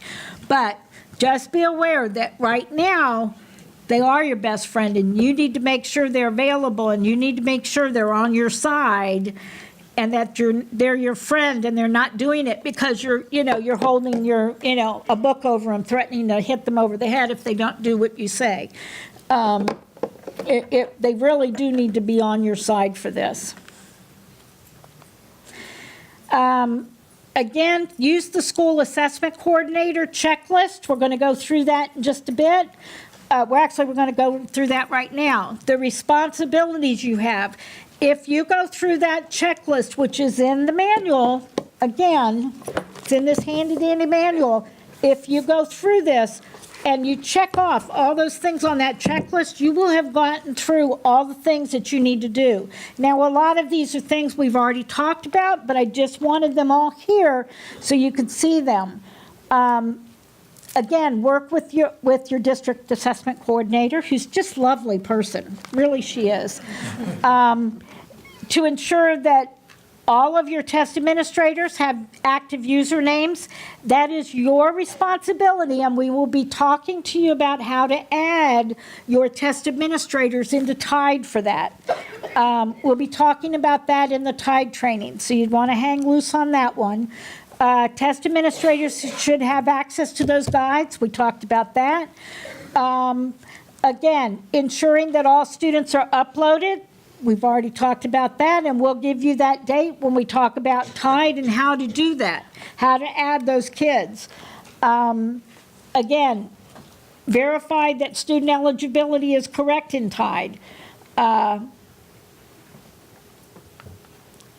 Again, receiving your materials, they're starting to come in. You should have these manuals available. There are more manuals. The science and the NGSSS are coming next week. Again, we will let you know as soon as those others are going to be going out to you. So anytime materials are coming in, it's critical that you get with your front office and tell them I have test materials coming in. Make sure you get them to me as soon as you get them. Okay? Because even if this is not secure, you need to get a hold of this because this is your Bible. You need to make sure you have this in hand and you can start giving it out to teachers. You can't test without this. This is almost as important as the test booklets. And we do get schools to sign for them, so if your front office says, we didn't get them, give us a call and we'll tell you who signed for them so that you can go to, to Bobby Sue Jenkins and say, Bobby Sue, where'd you put that box? And it's probably under her desk. Okay, make sure you check in, make sure you have enough of those materials. Manage the student information in TIDE. We'll be talking about that much more completely in the TIDE training. Adding students, adding accommodations, all those kinds of things. Printing the test tickets, another thing that we'll be talking about in TIDE. Assigning the writing and reading passage booklets. It's critical that when kids get those computer-based accommodations, there is a process and you need to do something in TIDE to ensure that they get the right materials and the right passages and the right booklets so it all matches up. And again, required administration information. It's on page 237 of the manual. Those are things like the seating charts and those kinds of things. We'll talk about at the end about how to turn that stuff back in. Those of you who've been doing this, how many of you all not having to send all of that stuff back in the district coordinator only box? It's wonderful. We no longer collect these. Schools get money for these when they put them in the recycle bins. We used to collect these and realize that nobody gets any money if I recycle everything for the entire district. It just goes into the general fund. If you recycle all of your manuals, you get money back in your school fund for recycling. Okay, which is why we have you do these. But for all of those computer-based, excuse me, for all of those security documents, the security logs, the seating charts, you scan those in now instead of sending them back to us. Because for one, when you sent them back to us, you had to make copies of all of that. That was another expense for the school. You no longer have to do that. You just keep the original and you scan it into us. Makes it much easier for us to find those documents. And we do go back and double check those documents for things from time to time. Okay, that was seating charts. We just talked about that. The test materials chain of custody form, you must keep that for your paper-based materials. Even if you're a high school and you only get one test book in Braille, you've got to keep the chain of materials document for that. You assign the proctors, arrange testing of special program students. One thing I want to say about that is, if you have a teacher who the day of testing does not know which kids in her classroom have accommodations and which accommodations they are supposed to have, you have failed miserably at your job. Your teacher should know at least a week in advance which kids have which accommodations in their classroom so that they can get it into their head. There is never an excuse for a teacher to say, well, I didn't know which kids needed the accommodations. And that is one of the biggest reasons for invalidations we have. ESE kids not getting their proper accommodations or getting the wrong accommodations. And invariably, a teacher will say, well, I didn't know that kid got that accommodation. That is unacceptable. Unacceptable. You need to work with your staffing specialist, get lists of those kids, It may mean you sitting there with the staffing specialist and opening up CUME folders and looking at those IEPs. But it must be done. That is just one of the things that we've talked about every year, and you need to keep up on that, because it just isn't acceptable, because that's a legal issue, guys. And I guarantee you, those parents are the ones that know what their kids are supposed to have, and you can't go back and retest them. There's nothing to do but invalidate. And that makes a lot of parents really unhappy, okay? So please take that one to heart. Okay, and again, ensuring the implementation of those accommodations, they're on Appendix A. Making sure you've got those lists for each teacher of who's getting the accommodations. In TIDE, you need to make sure that you mark, and these are the computer-based accommodations, or the computer-based accommodations on the computer. So those, you do need to make sure that you've got those in TIDE before that student sits down to start testing.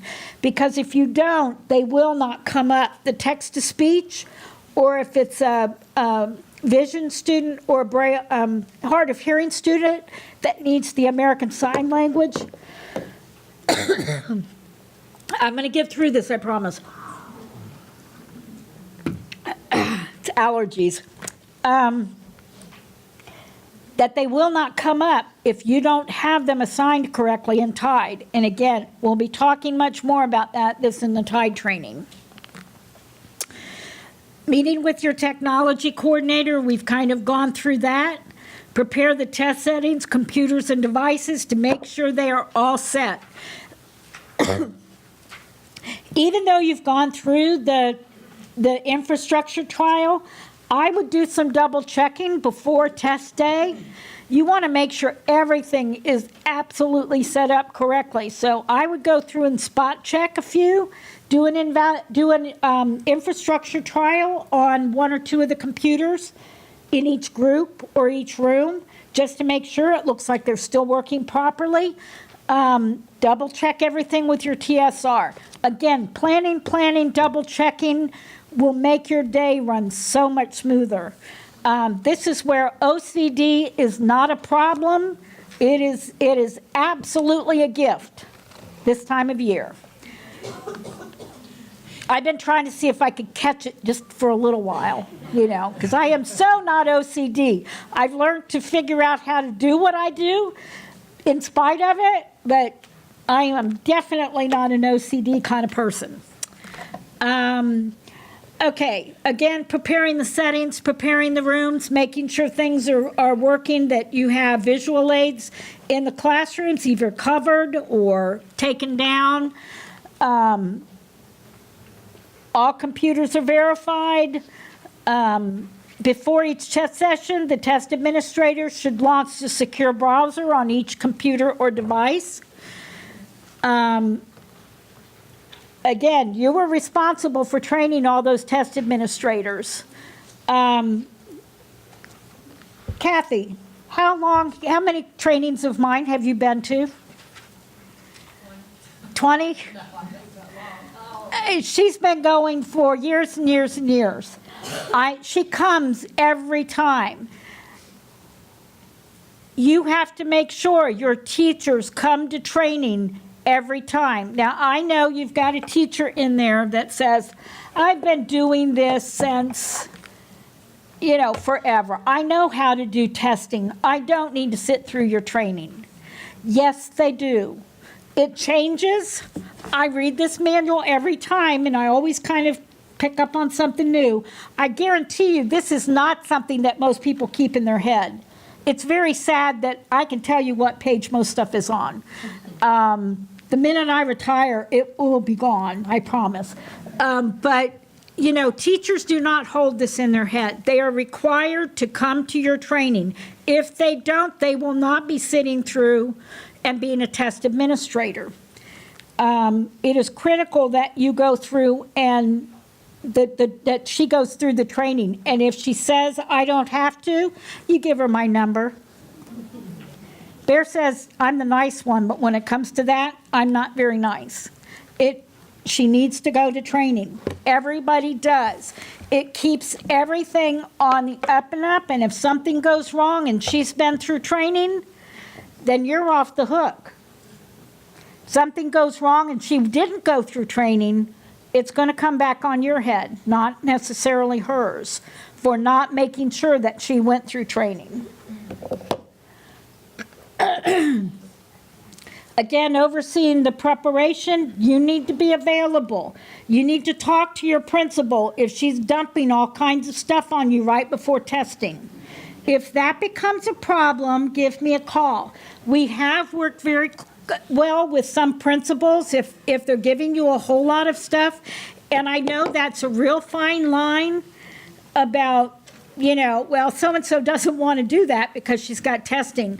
No, that's not really what we say. We just, say that it's come to our attention that, we try to be as delicate as we can and try to keep you out of the spotlight, but help you out.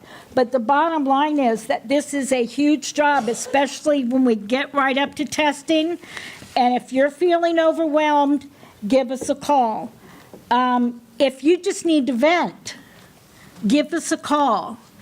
I can't tell you how many times we've had test administrators in tears just because they just needed to vent. It will never go any further.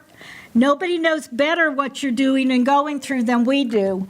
Just give us a call. If you need to scream, yell, curse, whatever. I'd rather you do it to us than to your principal, who's liable to take some action, okay?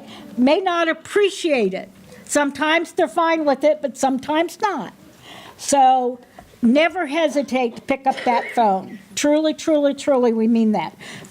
Or if you need some help, that you're really having trouble with maybe communicating with some of the teachers, we can help you out with some tips. Again, I've been doing this for 29 years, getting close to 29 years. Bear's been doing it for, 11, 12? Well, I wish. Well, 6, but he feels a lot older than that, doesn't he? But he was doing it at one of the largest high schools in the district. And so we understand and have some ideas of how to help you through those things. So again, don't hesitate, feel like it just has to be a question. If you just need some advice, if you just want some advice on what the best bourbon on the market is, let me know. I can help you out with that. Okay. Again, overseeing, there's just a lot of stuff. We've talked about proctors. We've talked about the electronic devices and breaks. You should know what to do with those now. No excuse for those electronic devices. The policies and procedures to train your administrators on. We will give you a PowerPoint to use to train your test administrators. It will be available probably next week sometime, since we're going to be out for most of this week in our own training. So just be aware of that it will be available for you probably next week. Again, training your folks, making sure they know they need to read the scripts, all of those things that we've talked about. What to do if there's a disruption, test security, obviously. Arranging the practice sessions. Make sure that you know that's something you could be doing right now, is starting to schedule or at least set up your practice sessions. All of your kids need to be on both the computer-based practice sessions and paper-based if they're a paper-based student. They need to go through those. If they're a computer-based and they're getting those special computer accommodations, you can set those up in the practice session so they have practice using the text-to-speech, the masking if they get that, the ASL if they get the sign language. Okay, those should be set up in your practice session. So that's something you could be working on, getting all of that scheduled in the next month or so.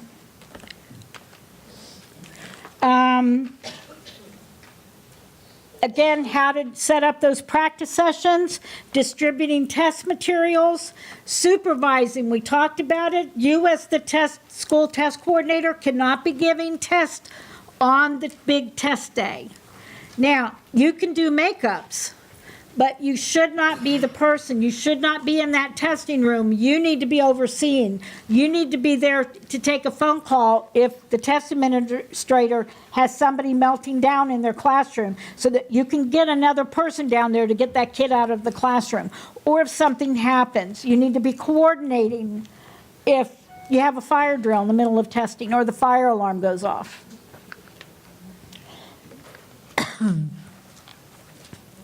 Again, maintaining the security during test, the testing rules and acknowledgement, monitoring the student progress. And then one of the biggies for paper-based testing is bringing everything back in. That needs to be a very controlled, very planned process. When you bring all those materials back in,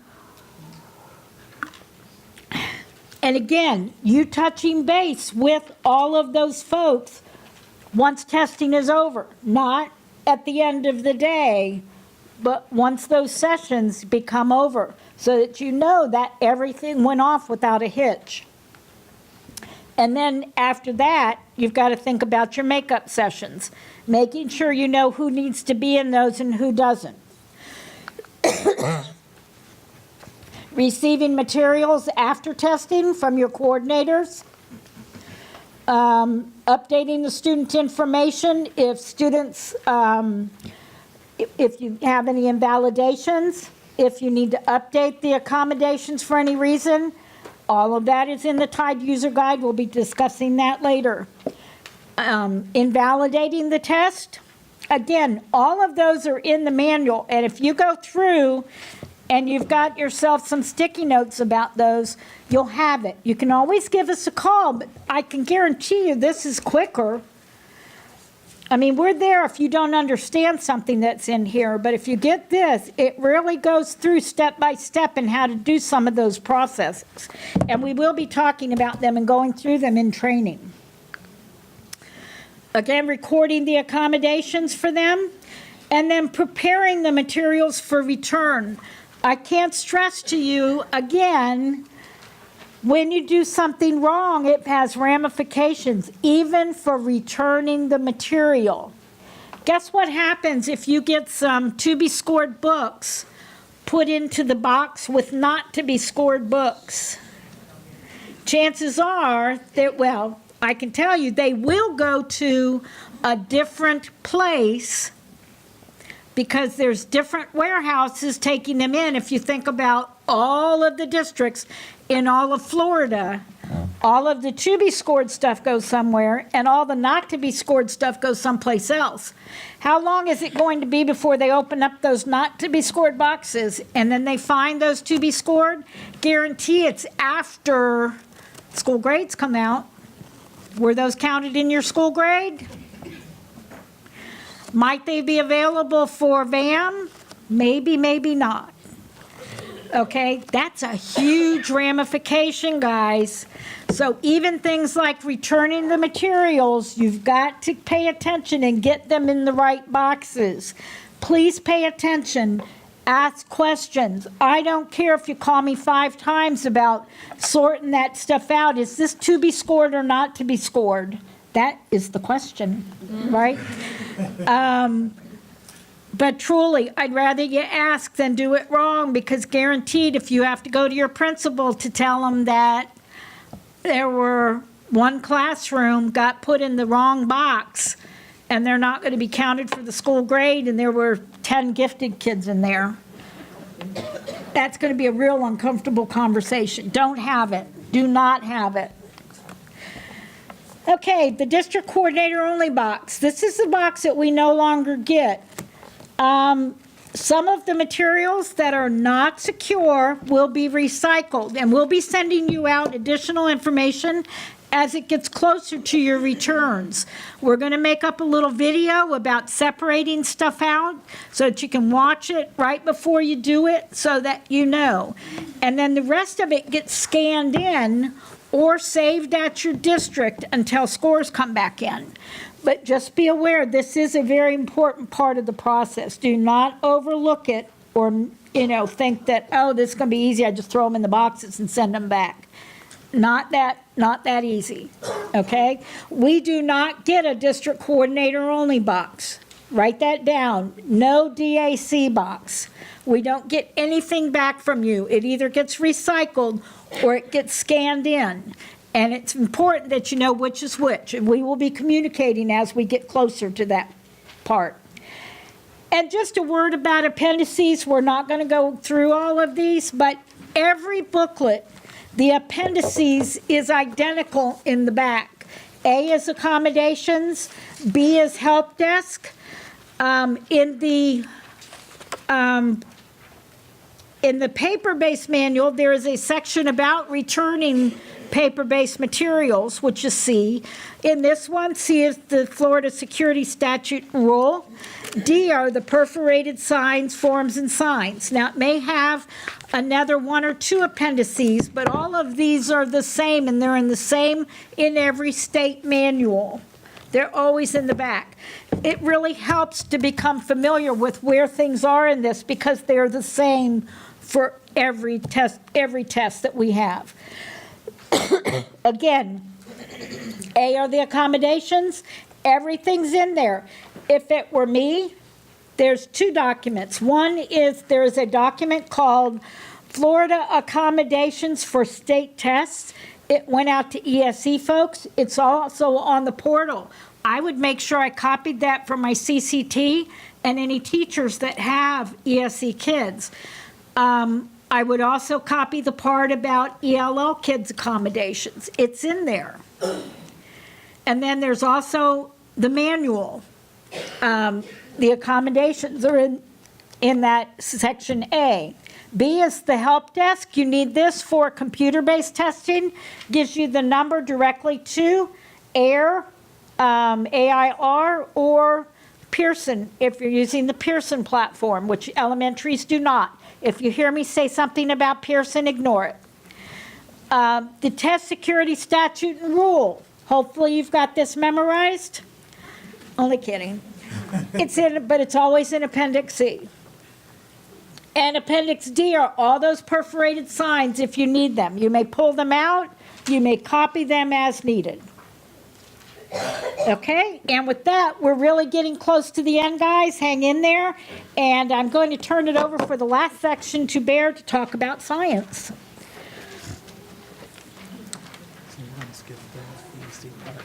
The what?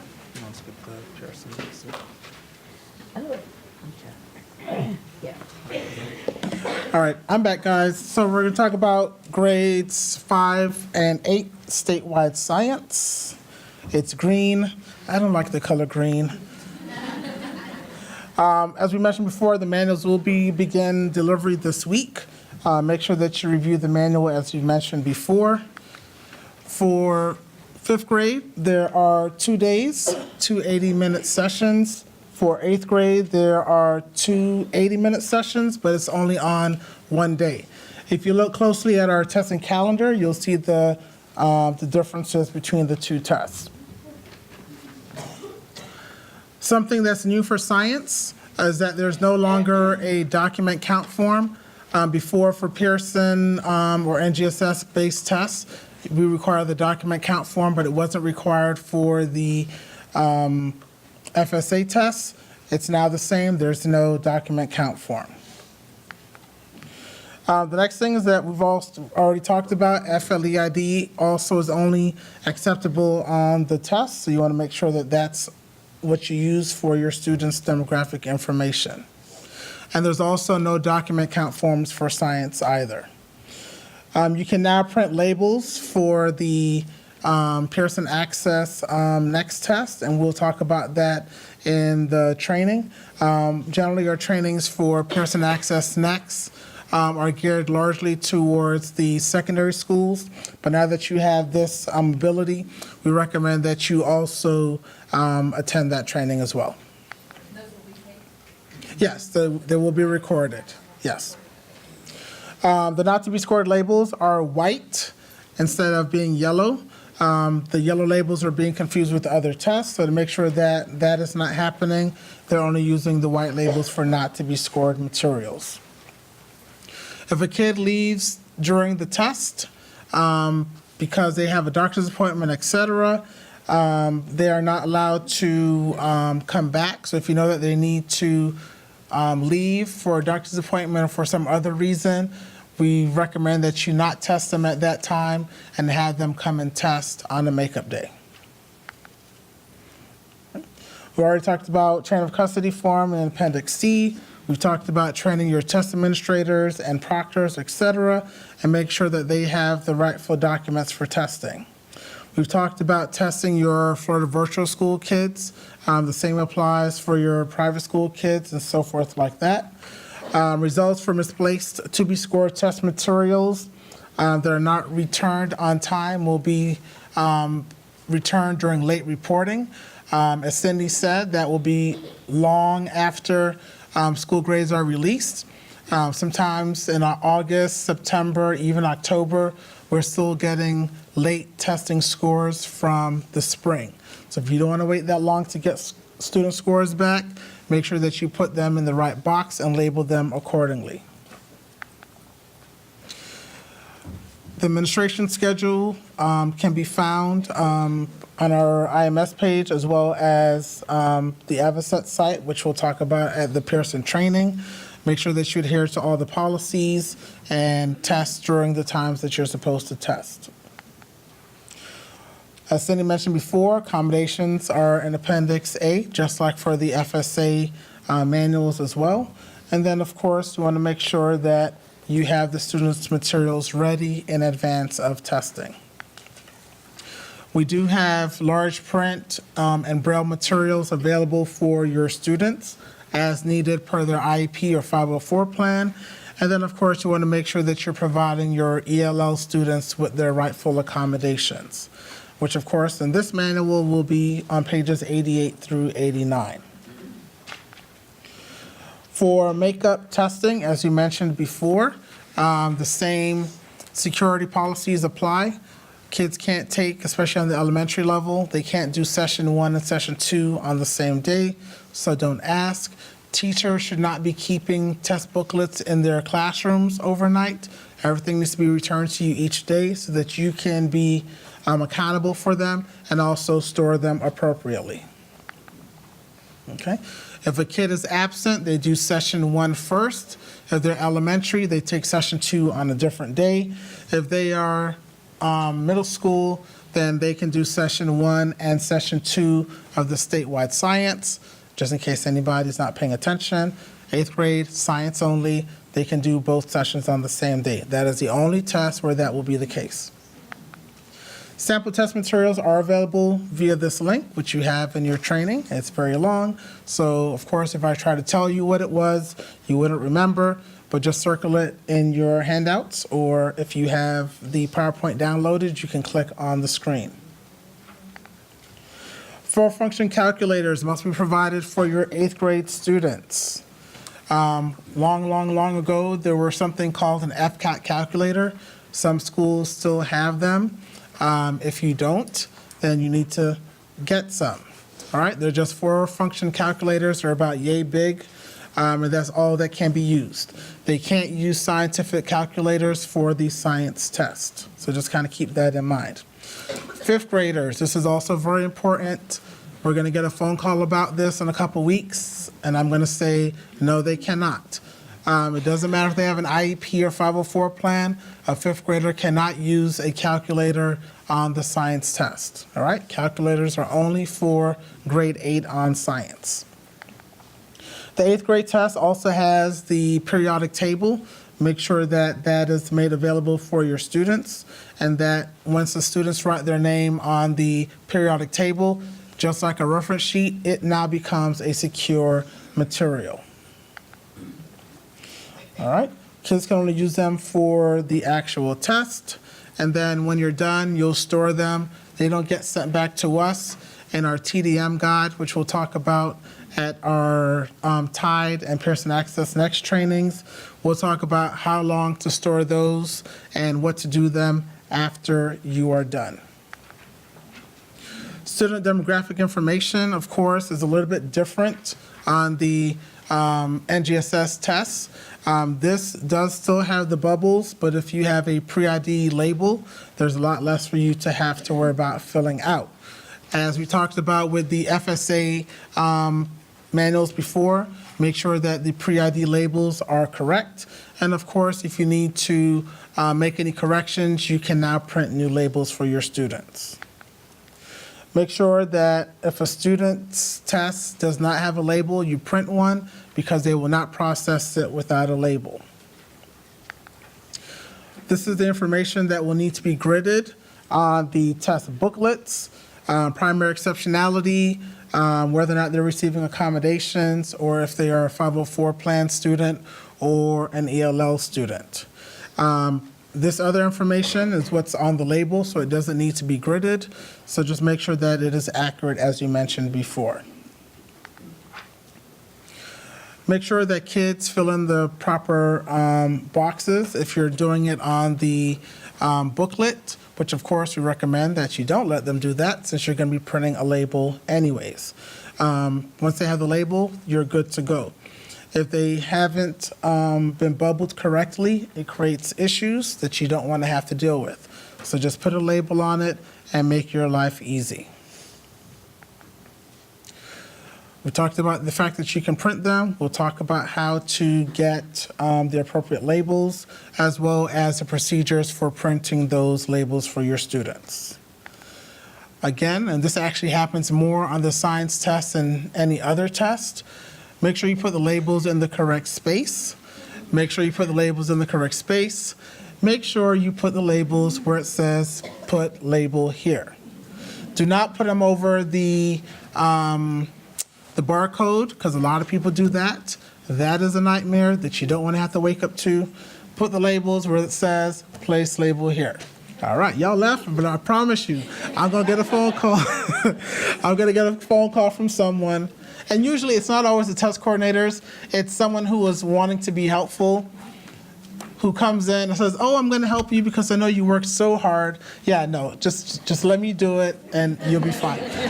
Because then they come in, they're being extra helpful. They're talking about the football game last night, and then they go and put the label over the barcode, and then you have to fix it. So just do it yourself. Kids cannot help you put labels on. I know that you may want to not have to work too late in the office, so you say, okay, come on, Johnny, come on, Sue, we're going to the testing office. You can't do that, all right? One thing I always say at my trainings that I stole from a friend of mine, we like to be able to buy good toilet paper. In order to buy good toilet paper, you have to have a job because, you know, good toilet paper costs money. So don't do anything that's going to prevent you from having the ability to buy good toilet paper. Y'all laughing, I'm serious. Bringing kids in to help you with testing materials at school will prevent you from being able to buy good toilet paper for you and for them. All right, so moving on, make sure that you put the label in the correct spot on the test booklet. All right, make sure that you look at the pre-ID rosters, which you will receive. If the information on the roster is incorrect, print a new label. Do not use a label that has the wrong information. Pearson is not as forgiving with labels being stacked upon each other as DRC is, so the fewer labels that you have to put on top of each other, the better. Okay. See, in bold, place student label here. All right. The same rules for proctors applies. If you have 25 kids or less, you can just have a test administrator. However, if possible, try to have a test administrator as proctor. For groups larger, you see the numbers, add a proctor or two. Missing materials, I want to say that we'll skip this because you won't have to worry about this, but then somebody's going to find a booklet in somebody's classroom in May or June and say, oh, I have this test booklet. Of course, if you find them, get them to us as soon as possible. But if you are verifying your accounts many times, you should not have late or missing materials in June or July. What you don't want is for me to call you while you're in Hawaii, which is some hours behind us. So I'm going to call you when it's real early and say, hey, Samantha, Pearson said that you are missing 6 booklets. And then you have to be up early figuring out, where could those 6 booklets be? And then your principal, because you're in Hawaii, you're going to have to call him or her and say, hey, Barrington just called about these booklets. Can you go look in the office or XYZ? That's never fun because they may be on vacation too. So make sure you're well aware of how many books you should have. If you get additional orders from us, add that to your numbers because you're responsible for those as well. Make sure that you prepare the materials correctly, that they're put in the right boxes. We can't stress this enough. Make sure that the periodic tables that are sometimes inserted into the test booklets are taken out. It slows down the processing of materials. Cindy talked about the DACO box and so forth like that. If you need to make any invalidations, that gets bubbled on the test booklet. So make sure that you bubble the correct bubble. If it was done by accident, make sure you bubble the undo bubble. Sometimes students, because they see bubbles not bubbled, they get happy and want to bubble them in preparation for their test. So just make sure that you're double checking the test booklets prior to packing them up. Remember, you're only checking demographic information. You're not checking to see if Alicia got question number 6 correct. All right. Make sure that the to be scored documents go in the to be scored box. If you're at a K-8, you want to make sure that you are putting grade 5 together and grade 8 together. Do not mix them. Just don't mix them. Not to be scored materials, make sure you follow the directions in the manual as to what that applies to and where to put them. Once they are labeled, we will pick them up. We have a very short turnaround time for the pickups of science materials, so make sure that as soon as you're done testing, that you start packing them up and verifying your counts. If not, if you miss your shipment, you're going to have to come to the warehouse, and I'm going to be hot and sweaty waiting on you to come get them. You don't want to see Barrington hot and sweaty. Jeanette will tell you. Therefore, get your materials ready so they can be picked up on time. The labels for your large print and braille materials will usually be taken care of by me because I like to make sure that they are done correctly. So just return them with your pickup materials. If you got them in a box, put them in a box, write braille on it, and then I'll take care of them for you. We talked about the appendices, et cetera, et cetera, et cetera. And then we're going to skip the last portion because it doesn't really apply to most of you here, and we're going to cover it on the Pearson test, Pearson Access Next training anyways. So as you are imagining what you're going to have for lunch, I'm going to skip through a few slides and then get you to the component number for today's training, which is worth 3 points, as well as start to take some questions. Okay, and don't forget, while you're writing that down and he's getting to that, don't forget, we will not be here Tuesday, Wednesday, Thursday. If you have something you've got to ask us, do it through email. We will be trying to check those throughout the day, but we'll definitely get to you by the end of the day, depending on, we really don't know. We've never taken this class before, so we're not really sure how it's going to be set up, but we're hoping we'll be able to answer your questions throughout the day. We will be back in the office on Friday and all next week, so. Okay. So the component number is 2408007. It is worth 3 points. Please don't put 6. It's worth 3 points. We will take... We will take a few questions till about 11:30, and then if not, just come on up. If you're going to get your reading materials, be patient, because there's a lot of you, and there are a lot of materials up there. And if we're down here getting materials, if we're here answering questions, we can't be up there giving materials. So give us about 10 minutes, and we will be able to assist you with that. All right? Any questions? Well, we answered a lot of them during the training. If I already did, that would be